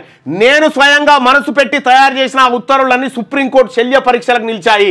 కారణం ఒక్కటే, గత అనుభవాల దృష్ట్యా నేను తయారు చేసిన ఈ ఉత్తర్వులన్నీ ఒక్కటంటే ఒక్క లొసుగు లేకుండా న్యాయ పరీక్షకు నిలబడేలా 1కి 4 సార్లు రాజ్యాంగ స్ఫూర్తి ప్రతిబింబిస్తుందా లేదా అని చూసుకొని మరీ తయారు చేశాను. ఎంత పక్షపాత ధోరణి ఉన్న న్యాయమూర్తులు సైతం కొట్టివేసేందుకు వీలు లేకుండా ఉండాలని తాపత్రయపడ్డాను. జనాభాలో అధిక శాతం ఉన్న బీసీలకు న్యాయం జరగాలని నేను పడిన ఆరాటాన్ని న్యాయంగా గుర్తించి సమర్థించిన ముఖ్యమంత్రుల ఉత్తర్వులు సైతం కోర్టులో న్యాయమూర్తుల కులపక్షపాత ధోరణికి బలైపోతుంటే గుండె తరుక్కపోతుండేది. అందుకే బీసీలకు న్యాయం జరగాలన్న నా కసి పట్టుదల ఆ ఉత్తర్వులను తయారు చేయడంలో చూపించే ప్రయత్నం చేశాను. అప్పుడు నా లక్ష్యం ఒక్కటే, ఏ ఒక్క ఉత్తర్వు కోర్టులో వీగిపోకూడదు. మండల్ కమిషన్ నివేదికను ఛాలెంజ్ చేస్తూ కాకా కలేకర్ కమిషన్ అయిపోయింది. మనం బీసీలుగా గుర్తించడానికి జాబితా నీలం సంజీవరెడ్డి కొట్టేసిండు. అసలు వీళ్ళకు గుర్తింపే లేదని వదిలేసిండు. ఆ తర్వాత మండల్ కమిషన్ వచ్చింది విపి సింగ్ ప్రభుత్వంలో. మండల్ కమిషన్ నివేదికను ఛాలెంజ్ చేస్తూ సుప్రీంకోర్టులో కేసు దాఖలైనప్పుడు ఆ కేసులో ఆ నివేదికకు అనుకూలంగా వాదించిన న్యాయవాదులు స్వయంగా వచ్చి నన్ను కలిశారు. సార్, మీరు ఎంతో పకడ్బందీగా ఉత్తర్వులు తయారు చేయబట్టే మేము సులువుగా ఈ కేసును గెలవగలిగాం అంటూ వాళ్ళు తమ ఆనందాన్ని నాతో పంచుకున్నారు. అనంతరామన్ కమిటీ, ఇక ఇక్కడి కథ ఇంకొక స్టెప్. తెలంగాణ ఏది ఈ ప్రాంతంలో అనంతరామన్ కమిటీ నివేదిక బయటకు రాగానే దాని చెల్లుబాటును ప్రశ్నిస్తూ ఆంధ్రప్రదేశ్ హైకోర్టులో పిటిషన్ దాఖలైంది. సేమ్ ఇప్పుడు కులగన్నను జీవోను ప్రశ్నించినట్టే అప్పుడు దాఖలైంది. అనంతరామన్ కమిటీ నివేదిక తయారు చేస్తున్నప్పుడు అందులో న్యాయపరమైన అంశాల విషయంలో రాష్ట్ర ప్రభుత్వం తరఫు ప్లీడర్గా నేను నా శాయశక్తుల కమిటీకి సహకరించాను. రాష్ట్ర ప్రభుత్వ ప్లీడర్గా ఉన్నప్పుడు కోర్టులో కమిటీ నివేదికను సమర్థించే బాధ్యతను కూడా నాకే అప్పగించారు. ఆ న్యాయమూర్తి కులపక్షపాత వైఖరిని నేను చూపించిన న్యాయ సూత్రాలు ఏమీ ఒప్పించలేకపోయాయి. మళ్ళా రెడ్డి ఆయన ముంగట్టే వాదించాడు, కానీ ఆ రెడ్డి ఆయన కులపక్షపాతం చూపించిండు. అనంతరామన్ కమిటీ సిఫార్సుల్ని కోర్టు కొట్టేసింది. అప్పుడు సుప్రీంకోర్టుకు అప్పులు చేశాం, అక్కడ నేను వాదించాను. అప్పుడు అవే న్యాయ సూత్రాల ఆధారంగా బీసీల అర్హతలు ఆధారంగా వాదించాను. అక్కడ కేసు గెలిచాం. చివరికి ఆ సిఫార్సుల్ని రాష్ట్ర ప్రభుత్వం అమలు చేసింది. ఇవాళ మన బీసీల జాబితా ఉందా?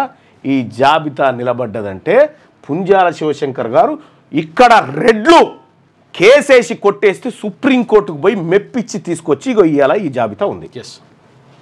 క్లుప్తంగా చెప్పాలంటే బలహీన వర్గాల కోసం ఏదన్నా చేయాలన్న సంకల్ప శుద్ధి పాలకులకు ఉండాలి. ఉండగానే సరిపోదు, ఆ తపన కార్యరూపం దాల్చాలంటే సమాజంలోని ఏ ఇతర వర్గాల నుంచి కానీ రాజకీయ శక్తుల నుంచి కానీ ఎటువంటి అవరోధాలు రాని విధంగా ముందస్తు యోచన చేసి అప్పుడు బిల్లును కోర్టులో నిలిచేలా పకడ్బందీగా రూపొందించాలి. ఒకసారి వెనక్కి వెళ్ళి చూద్దాం. నీలం సంజీవరెడ్డి రెండోసారి ముఖ్యమంత్రిగా పనిచేసే అవకాశం వచ్చినప్పుడు ఆయన అంతకుముందు ముఖ్యమంత్రిగా చేసిన దామోదరం సంజీవయ్య మీద కక్ష తీర్చుకోవాలనుకున్నాడు. శ్రీ దామోదరం సంజీవయ్య మద్దతుదారులు అధికులు ప్రైవేట్ బస్ ఆపరేటర్లు కాబట్టి వాళ్ళందరి లైసెన్సులు రద్దు చేశాడు. వాళ్ళు రాష్ట్ర హైకోర్టును ఆశ్రయించారు, ఫలితం లేకపోయింది. అప్పుడు వాళ్ళు సుప్రీంకోర్టుకు అప్పీల్ చేశారు. రాష్ట్ర ప్రభుత్వం రాజకీయ కక్ష సాధింపు చర్యగా లైసెన్సులు రద్దు నిర్ణయం తీసుకున్నట్టు కనబడుతోందని సుప్రీంకోర్టు వ్యాఖ్యానించింది. సుప్రీంకోర్టు చేసిన ఈ నింద ప్రభుత్వ రాజకీయ సారథిగా ముఖ్యమంత్రికి తగలాలి కదా, ముఖ్యమంత్రి చేసిన తప్పు కదా. కానీ రవాణా శాఖ మంత్రి సుప్రీంకోర్టు బోన్లో నిలబడి ప్రమాణం చేసి మరి లైసెన్సుల రద్దు విషయంలో నేను తీసుకున్న నిర్ణయం ముఖ్యమంత్రి వల్ల ప్రభావితం అయింది కాదు అని చెప్పి నీలం సంజీవరెడ్డి తప్పించుకుంటేందుకు రవాణా శాఖ మంత్రి అనే బక్రాన్ని బలి చేసిండు. చూసుకోయిగా అంటే ఆ నింద తన మీద వేసుకున్నాడు. వాదోపవాదనలన్నీ ముగిశాక సుప్రీంకోర్టు తన తుది తీర్పులో బస్ ఆపరేటర్ల పిటిషన్ అంగీకరిస్తూ రాష్ట్ర ప్రభుత్వం అధికార దుర్వినియోగానికి పాల్పడరాదని తీర్పునిచ్చింది. ప్రభుత్వానికి వ్యతిరేకంగా ఇంత స్పష్టమైన నింద రావడంతో అధికార కాంగ్రెస్ పార్టీకి తన ప్రతిష్టను కాపాడుకోవాల్సిన పరిస్థితి ఏర్పడింది. అంతే, ముఖ్యమంత్రి పదవికి నీలం సంజీవరెడ్డి 1964 ఫిబ్రవరి 20న రాజీనామా చేయక తప్పలేదు. వెనుకబడిన వర్గాల పట్ల తన ఏవగింపుని చివరి నిమిషంలో కూడా రాజీనామా చేసిపోయేటప్పుడు నీలం సంజీవరెడ్డి అనేటువంటి దుర్మార్గుడు ఏం చేసిండో చూడ్రి.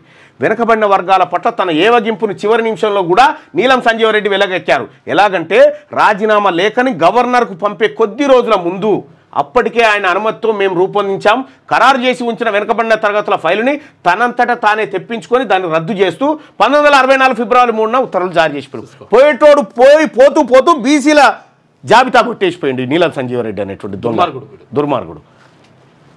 అప్పటికే వెనుకబడిన వర్గాలకు సంబంధించి ప్రతి ప్రభుత్వ హయాంలోనూ మాలాంటి వాళ్ళం వెనుకబడి రిజర్వేషన్ల కోసం బీసీ జాబితాను తయారు చేయించడం, దాన్ని న్యాయస్థానాలు రద్దు చేయడం పరిపాటు అయిపోయింది.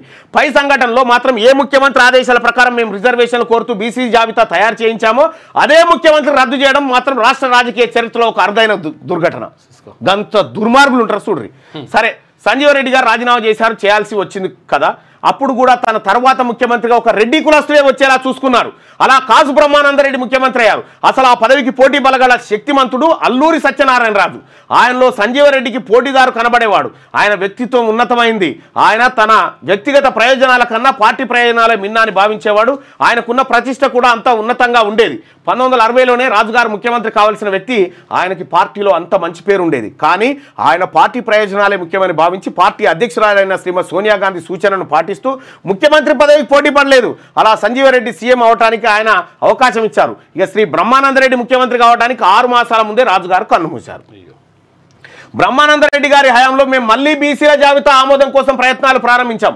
అప్పుడు మాకు సహాయపడిన కాంగ్రెస్ నాయకుడు జేవి నరసింహరావు. గతంలో హైదరాబాద్ రాష్ట్రంలో ఆయన కాంగ్రెస్ పార్టీకి రాష్ట్ర అధ్యక్షునిగా పనిచేశారు. 1957లో జరిగిన శాసనసభ ఎన్నికల్లో ఆయన హైదరాబాద్లోని బేగం బజార్ నియోజకవర్గం నుంచి గెలిచారు. 1962 ఎన్నికల్లో కరీంనగర్ జిల్లాలోని తన స్వస్థలమైన లక్షెట్టిపేట నియోజకవర్గం నుంచి పోటీ చేసి పరాజయం పొందారు. అయితే ఆయనకున్న రాజకీయ అనుభవం, తనతో ఉన్న సాన్నిహిత్యం దృష్ట్యా ముఖ్యమంత్రి శ్రీ బ్రహ్మానందరెడ్డి ఆయన్ని రాష్ట్ర విద్యుత్ బోర్డుకి చైర్మన్గా నియమించారు. 1967 ఎన్నికల్లో జేవి నరసింగరావు అదే లక్షెట్టిపేట నుంచి గెలుపొందడంతో ఆయన్ని ముఖ్యమంత్రి శ్రీ బ్రహ్మానందరెడ్డి తన మంత్రివర్గంలో చేర్చుకున్నారు. 69లో ప్రత్యేక తెలంగాణ ఉద్యమం ఉధృతం కావడంతో ఉపశమన చర్యలో భాగంగా నరసింగరావుకి ఉప ముఖ్యమంత్రి పదవి ఇచ్చారు. 1962లో తాను ఓడిపోయిన లక్షెట్టిపేట నియోజకవర్గం నుంచే 1967లో మళ్లీ పోటీ చేయాలని శ్రీ నరసింగరావు కోరుకోవటం వెనకాల ఒక విశేషం ఉంది. ఆ నియోజకవర్గంలో 55% పైగా ఓటర్లు మున్నూరు కాపులే. మేము తాపత్రయపడుతున్న బీసీ జాబితా విషయంలో మాకు సహాయపడడం ద్వారా 1967 ఎన్నికల్లో తనకు 300 కాపుల మద్దతు లభిస్తుందని కూడా ఆయన విశ్వసించారు. మా నియోజకవర్గానికి నేను చేయగల ఉపకారం ఇంతకన్నా గొప్పది ఏముంటుంది శివశంకర్ గారు అన్నారు. శ్రీ నరసింగరావు మేము బీసీల జాబితా ఆమోదం కోసం ఆయన కలిసినప్పుడు జీవితకాలం ఆ నియోజకవర్గం ఆయనదే అవుతుందేమో అన్న నమ్మకం కూడా నరసింగరావు ద్వారా స్వయంగా ముఖ్యమంత్రి శ్రీ బ్రహ్మానందరెడ్డిని కలిశాం. ఎప్పట్లాగానే బీసీల జాబితా గురించి మేము చేస్తూ వచ్చిన ప్రయత్నాల గురించి ఆయన వివరంగా చెప్పారు. బీసీల జాబితా తయారు చేయడానికి కొన్ని బీసీల జీవితాలే పోయినాయి చూడండి. వివరంగా చెప్పాను. ఆయన అంతా ఓపికగా విన్నారు. ఫలితంగా 1966లో బీసీ జాబితా ఖరారు చేయడం కోసం ఆయన ఒక మంత్రివర్గ ఉపసంఘాన్ని నియమించారు. సాంఘిక సంక్షేమ శాఖ డైరెక్టర్, న్యాయశాఖ కార్యదర్శి ఈ మంత్రివర్గ ఉపసంఘానికి సహకరించాలని కూడా ఆయన ఆదేశించారు. అనధికారికంగా సహకరించేందుకు నన్ను కూడా ఈ ఉపసంఘం ఆహ్వానించింది. అప్పటికే దశాబ్ద కాలం పైగా ఇదే పని మీద తిరుగుతున్నాను. ఎస్సీ ఎస్టీలు మినహా సాంఘికంగా విద్యాపరంగా వెనుకబడిన మిగతా వర్గాలకు న్యాయం జరగాలని ఆరాటపడుతున్నాను. సహాయపడకుండా ఎలా ఉంటాను? ఆనందంగా అంగీకరించాను. ఈ మంత్రివర్గ ఉపసంఘం కింద పనిచేసే అధికారులతో నేను భేటీ అయ్యాను. ఎలాంటి వెనకబడిన వర్గాలను అంటే ఏ ప్రామాణికతలతో వెనకబడి వర్గాలను నిర్ణయించాలన్న అంశం మీద మేము చర్చలు ప్రారంభించాం. విద్యాపరంగా వెనకబడతనం, జీవన ప్రమాణాల్లో వెనకబడతనం, ఆర్థిక స్తోమతలో వెనకబడతనం, వృత్తిపరంగా సామాజిక హోదా స్థాయి ఆది నుంచి కులం పట్ల సమాజానికి ఉంటున్న చిన్న చూపు ఇవే అర్హతలుగా తీసుకున్నాం. ఆ ప్రకారం గణిస్తే మొత్తం 109 కులాలు జాబితా తయారైంది. మరికొన్ని సామాజిక కారణాల వల్ల పస్సీ కులస్తులను, ముదిరాజులను, మున్నూరు కాపులను కూడా బీసీలలోకి చేర్చిండు. ఇవాళున్న ముదిరాజులను బీసీలలో లేకుండే బీసీలలో చేర్చిండు పుంజాల శివశంకర్ గారు. మున్నూరు కాపులను కూడా అందులో చేసిండు, పస్సీ వాళ్ళను కూడా చేర్చిండు. 109 ఉన్నటువంటి కులాలను 112 కులాలుగా మార్చారు. ఈ మొత్తం ప్రక్రియలో మంత్రివర్గ ఉపసంఘం సంతృప్తి చెందింది. ఆ ప్రకారం మొత్తం 112 కులాల బీసీల జాబితాలో చేరుస్తూ 1966 జూలై 29న జీవో నెంబర్ 1880 ప్రభుత్వం జారీ చేసింది. ఈ ఉత్తర్వు ప్రకారం 112 కులాలను బీసీలుగా గుర్తిస్తూ వృత్తి విద్యలను, ప్రభుత్వ ఉద్యోగాలను, ఉపకార వేతనాలు, రిజర్వేషన్లు పొందడానికి వీళ్ళంతా అర్హులు. స్కాలర్షిప్లు, వృత్తి విద్యా కోర్సులు, రిజర్వేషన్లు పొందడానికి వీళ్ళంతా అర్హులను ఒక జాబితా తయారు చేశారు. శరామామూలే అన్నట్టుగా ఈ ఉత్తర్వును కూడా హైకోర్టులో ఛాలెంజ్ చేశారు. ఆ పిటిషనర్ పేరు పి సాగర్. ఎప్పట్లాగే హైకోర్టు ఈ జీవోను కూడా కొట్టేసింది. కేసు విచారించిన ధర్మాసనానికి సారథి ఎవరు? ఇంకెవరు? జగన్మోహన్ రెడ్డి. జడ్జి ఎవరు? జగన్మోహన్ రెడ్డి. రాజ్యాంగంలోని అధికరణం 15లోని నియమం 4 ప్రకారం ఈ జాబితా తయారు చేయడానికి ఏ అంశాలు ప్రామాణికంగా తీసుకున్నారో వివరాలు సమర్పించాలంటూ అడ్వకేట్ జనరల్ని హైకోర్టు ఆదేశించింది. అవన్నీ ఉన్నాయి కదా, వాటిని ప్రభుత్వం సమర్పించాలి కదా. కానీ అడ్వకేట్ జనరల్ కోర్టుకు చెప్పారు కదా, న్యాయశాఖ కార్యదర్శి, సాంఘిక సంక్షేమ డైరెక్టర్ వంటి నిపుణులు ఎన్నో అంశాలు పరిశీలించి జాబితా తయారు చేశారు. అలాంటి అధికారులు ఎలా నిపుణులు అవుతారో అర్థం లేదు అంటూ కోర్టు జీవోను. నిపుణులు ఎవరు? అధికారులు నిపుణులు ఎట్లయితారని కొట్టేసిందట రెడ్డి. అధికారులు నిపుణులు కావద్దా? బీసీల జాబితాను తయారు చేయడానికి రెడ్డి న్యాయమూర్తి గారు కొట్టేసిండు. అప్పుడేమో నీలం సంజీవరెడ్డి అనేటువంటి దుర్మార్గుడు కొట్టేసిండు. తర్వాత కాసు బ్రహ్మానందరెడ్డి. ఇక రాష్ట్ర ప్రభుత్వం ఇప్పటి రేవంత్ రెడ్డి దాకా ఏం జరిగిందో చూడండి. రాష్ట్ర ప్రభుత్వం సుప్రీంకోర్టులో అప్పీల్కి వెళ్ళింది. సుప్రీంకోర్టు కూడా హైకోర్టు అడిగినట్లే సమాచారం అడిగింది. ఆంధ్రప్రదేశ్ ప్రభుత్వం తరఫున ఢిల్లీలో వాదించిన లాయర్లు కూడా సుప్రీంకోర్టుకి సంతృప్తికరమైన సమాధానం ఇవ్వలేకపోయారు. అంతే, హైకోర్టు ఇచ్చిన తీర్పును సుప్రీంకోర్టు సమర్థించింది. ఆ జీవో 1880ని కొట్టివేయడం న్యాయమే అని తీర్పునిచ్చింది. అంటే వీళ్ళు కోర్టులో కూడా చాలా బలహీనంగా వాదిస్తారు అన్నట్టుగా కథ మళ్ళీ మొదటికి వచ్చింది. ఆ రోజు చాలా దుఃఖపడ్డాను. ఎన్ని సంవత్సరాల పోరాటం ఇది, ఎంత మనసు పెట్టి పనిచేశాను ఈ బీసీ జాబితా కోసం, బీసీలకు రిజర్వేషన్ల కోసం, నిజంగా వెనుకబడిన బీసీల సంక్షేమం కోసం. ఈ సమస్యను సమర్థంగా పరిష్కరించలేకపోయానని నన్ను నేనే తిట్టుకున్నాను. నాకు నేనే శాపనార్థాలు పెట్టుకున్నాను. అయినా నేను వదలలేదు. ముఖ్యమంత్రి కార్యాలయం చుట్టూ, జేవి నరసింగరావు చుట్టూ మళ్ళీ ప్రదక్షిణలు మొదలు పెట్టాం. అప్పటికి శ్రీ నరసింగరావు 1967 నాటి ఎన్నికల్లో లక్షెట్టిపేట నియోజకవర్గం నుంచి శాసనసభకు ఎన్నికై శ్రీ బ్రహ్మానందరెడ్డి మంత్రివర్గంలో స్థానం సంపాదించారు. ఆయన అధికారులను పిలిపించి బీసీల జాబితా విషయంలో మళ్ళీ ప్రయత్నం చేయాలని చెప్పారు.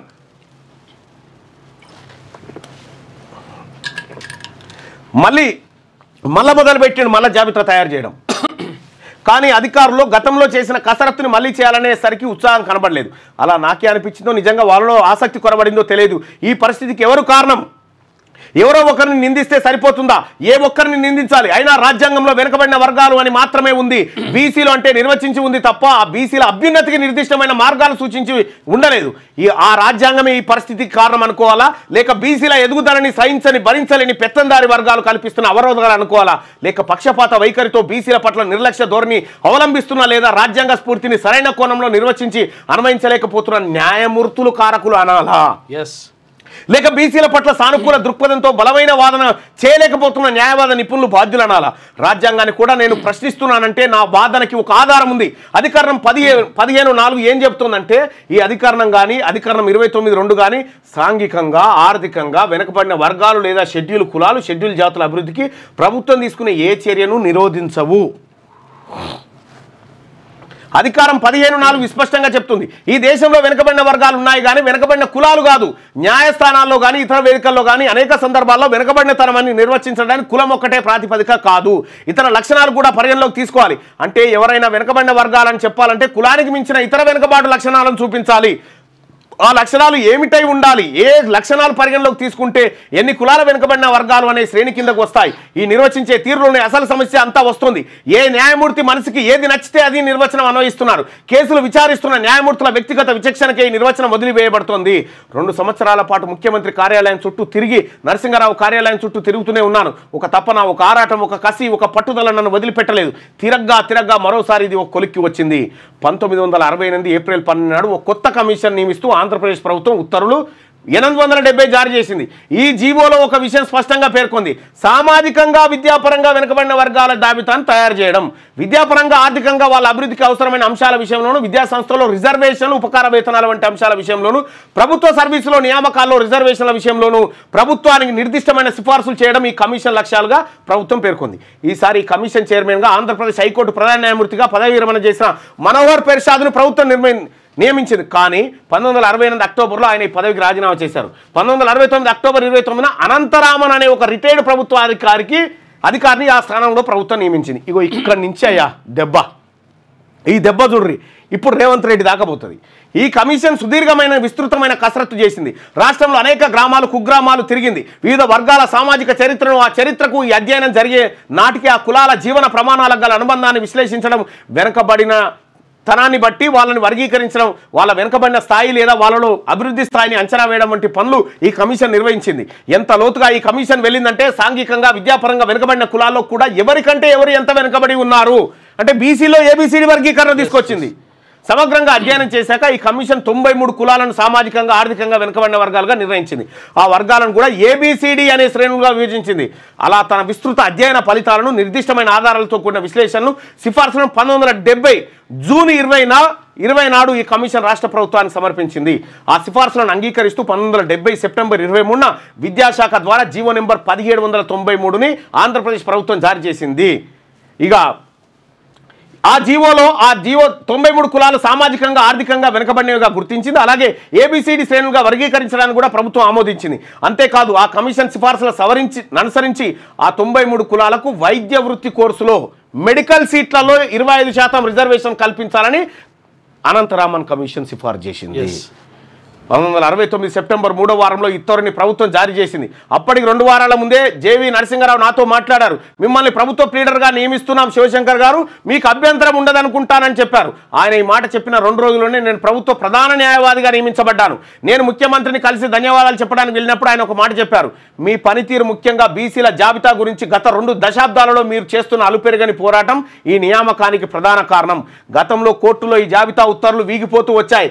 కానీ ఇప్పుడు మీ అనుభవంతో అనంతరామన్ కమిషన్ సిఫార్సులు కోర్టుల్లో ఎవరన్నా సవాల్ చేసినా వీగిపోకుండా గెలిపించేలా మీరు చూడాలి.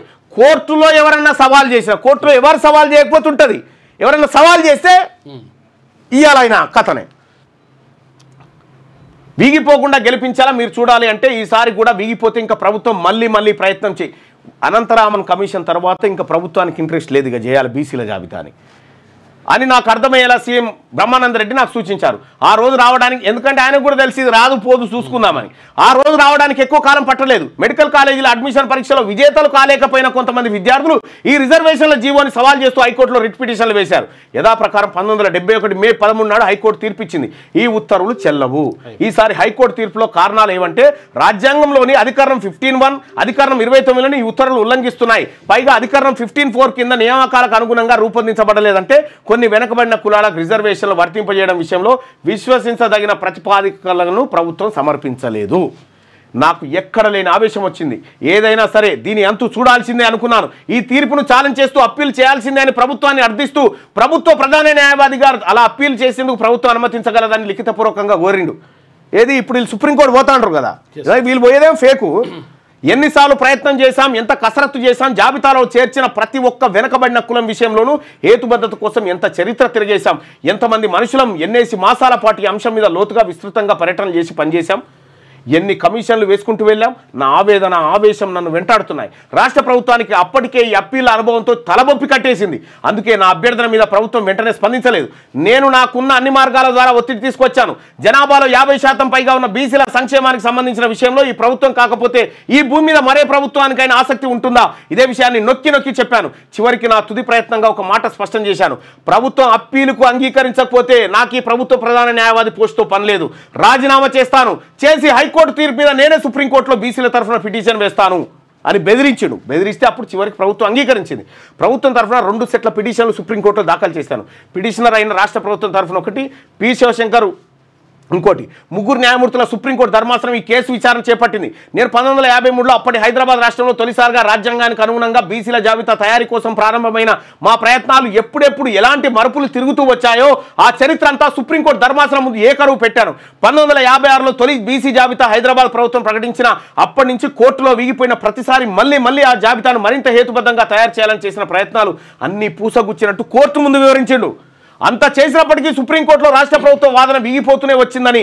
కానీ ఈసారి మాత్రం అనంతరామన్ కమిషన్ చారిత్రక ఆధారాలతో సహా బీసీల పుట్టు పూర్వోత్తరాలను తవ్వి తీసి అవకాశం ఉన్న అన్ని కోణాల్లో వారి వెనుకబడిన తీరును గుర్తిస్తూ తగిన శాస్త్రీయమైన ఆధారాలతో విస్పష్టమైన హేతుబద్ధతతో ఈ బీసీల జాబితాను తయారు చేసి ప్రభుత్వానికి సిఫార్సు చేసిందని నేను ఆ విచారణలో గంటల తరబడి పుంజాల శివశంకర్ గారు సుప్రీంకోర్టులో బీసీల పక్షాన వాదించుడు. గంటల తరబడి అసలు ఎవరు బీసీ అన్న నిర్వచనం దగ్గర నుంచి ఏ కులాలు ఏ కోణాల్లో ఇంకా వెనుకబడే ఉన్నారు, వాళ్ళకి ఎలాంటి మద్దతును ప్రభుత్వం కల్పిస్తే రాజ్యాంగ స్ఫూర్తికి అనుగుణంగా వాళ్ళు ఎదిగే అవకాశాలు లభిస్తాయి, అలాంటి నిర్ణయాలకు మార్గదర్శక సూత్రాలు ఎలా ఉండాలి, గతంలో జరిగిన అధ్యయనాలతో పోలిస్తే అనంతరామన్ కమిషన్ ఎంత స్పష్టంగా లోతుగా సమగ్రంగా హేతుబద్ధంగా క్షేత్రస్థాయిలో అధ్యయనం చేసి తన సిఫార్సులు తయారు చేసిందో కూడా న్యాయమూర్తుల మనసుకు ఎక్కేలా క్రమ పద్ధతిలో చెప్పుకుంటూ వెళ్ళాను.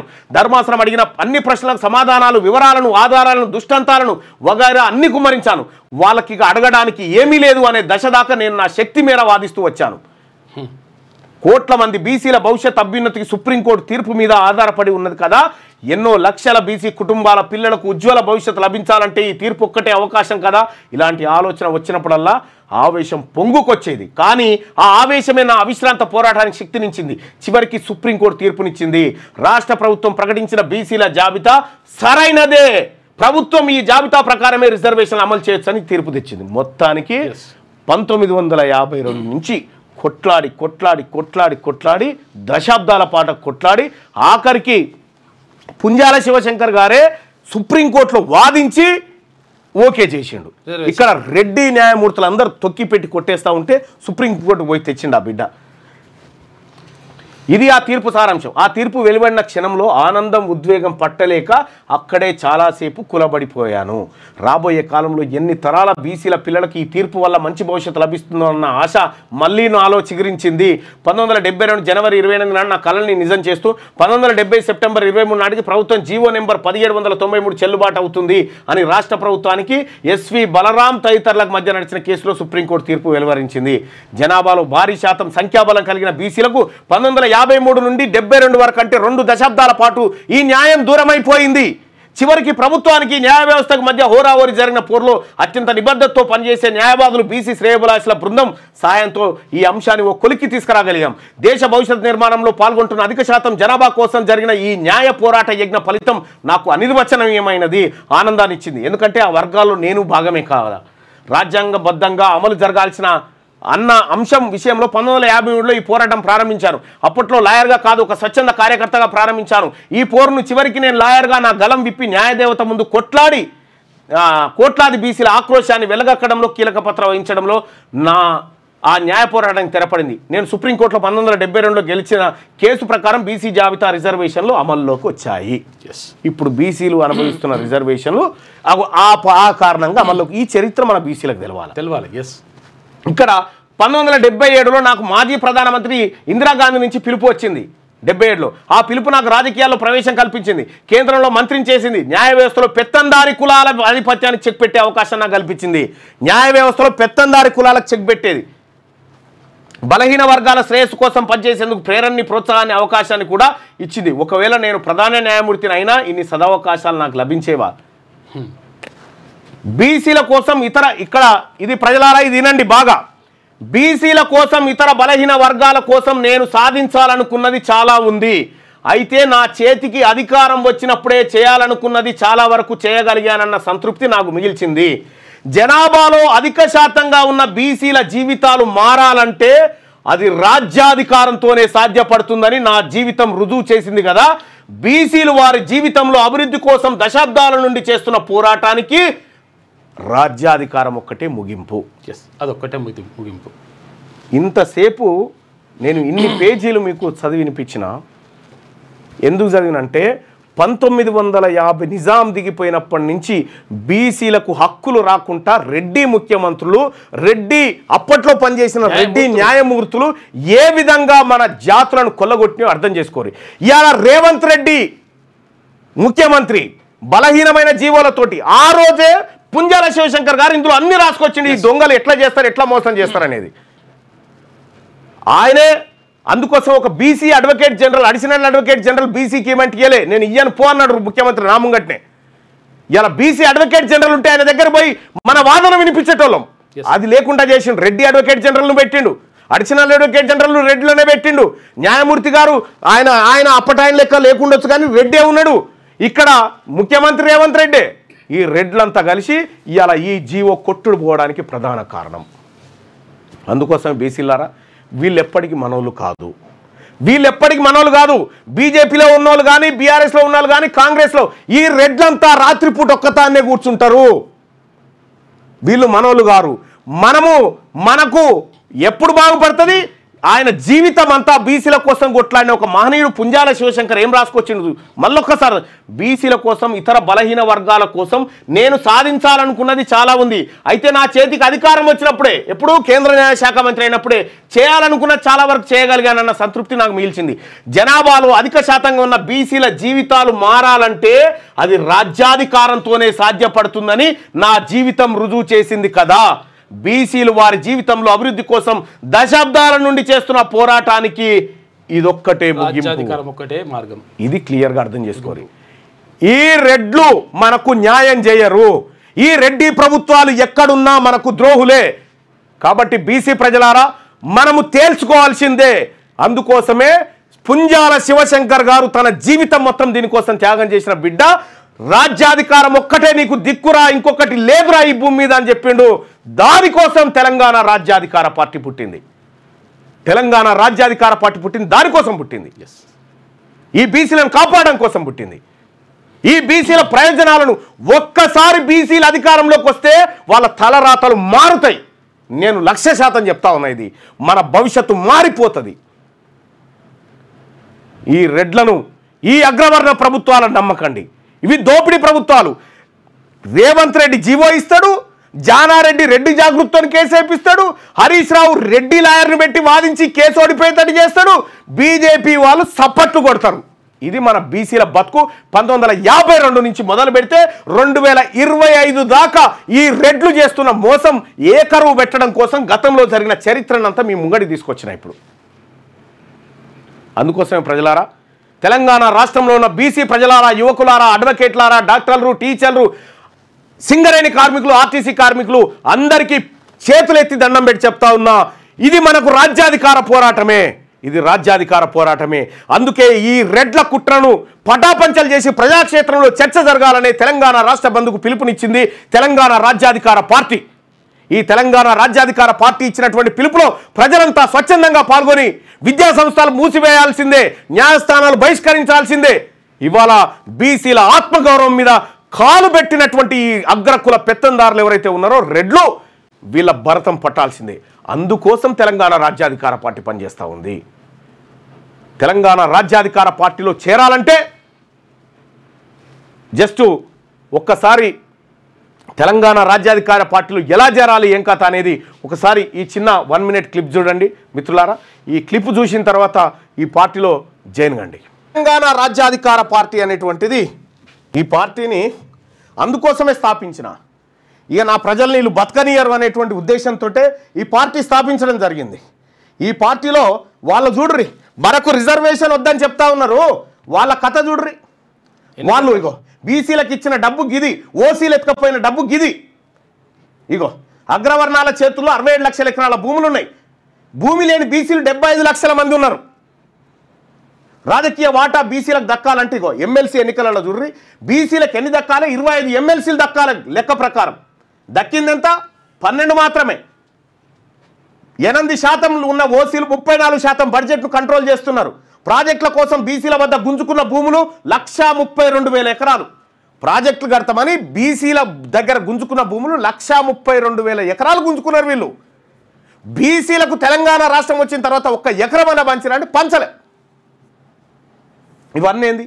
అందుకోసమే ప్రజలారా ఈ పార్టీ, ఈ తెలంగాణ రాజ్యాధికార పార్టీ, ఇది ఫక్తు బీసీల ఆకాంక్షలు నెరవేర్చే పార్టీ, ఇది అన్యాయం జరిగిన వర్గాలకు అండగా నిలబడేటువంటి పార్టీ. ఈ పార్టీలో చేరండి, ఆన్లైన్లో మీరు రిజిస్టర్ చేసుకోండి. ఇక్కడ మీకు తెలంగాణ రాజ్యాధికార పార్టీ చేరాలంటే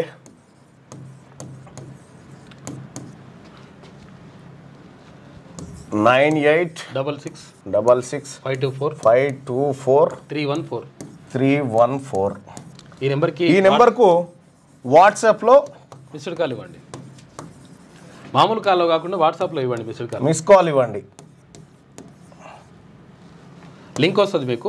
ఆ లింక్ వచ్చిన తర్వాత ఆ లింక్ ఓపెన్ చేసి వాట్సాప్లో మిస్ కాల్ ఇవ్వండి. ఈ నెంబర్కి మీరు మీరు మీరు మీరు మిస్ కాల్ ఇవ్వగానే మీకు ఒక లింక్ వస్తుంది. ఆ లింక్ పైన క్లిక్ చేసి మీరు దాంట్లో మన ఇందులో జాయిన్ కావచ్చు. తెలంగాణ రాజ్యాధికార పార్టీలో వెంటనే జాయిన్ కావచ్చు. ఆ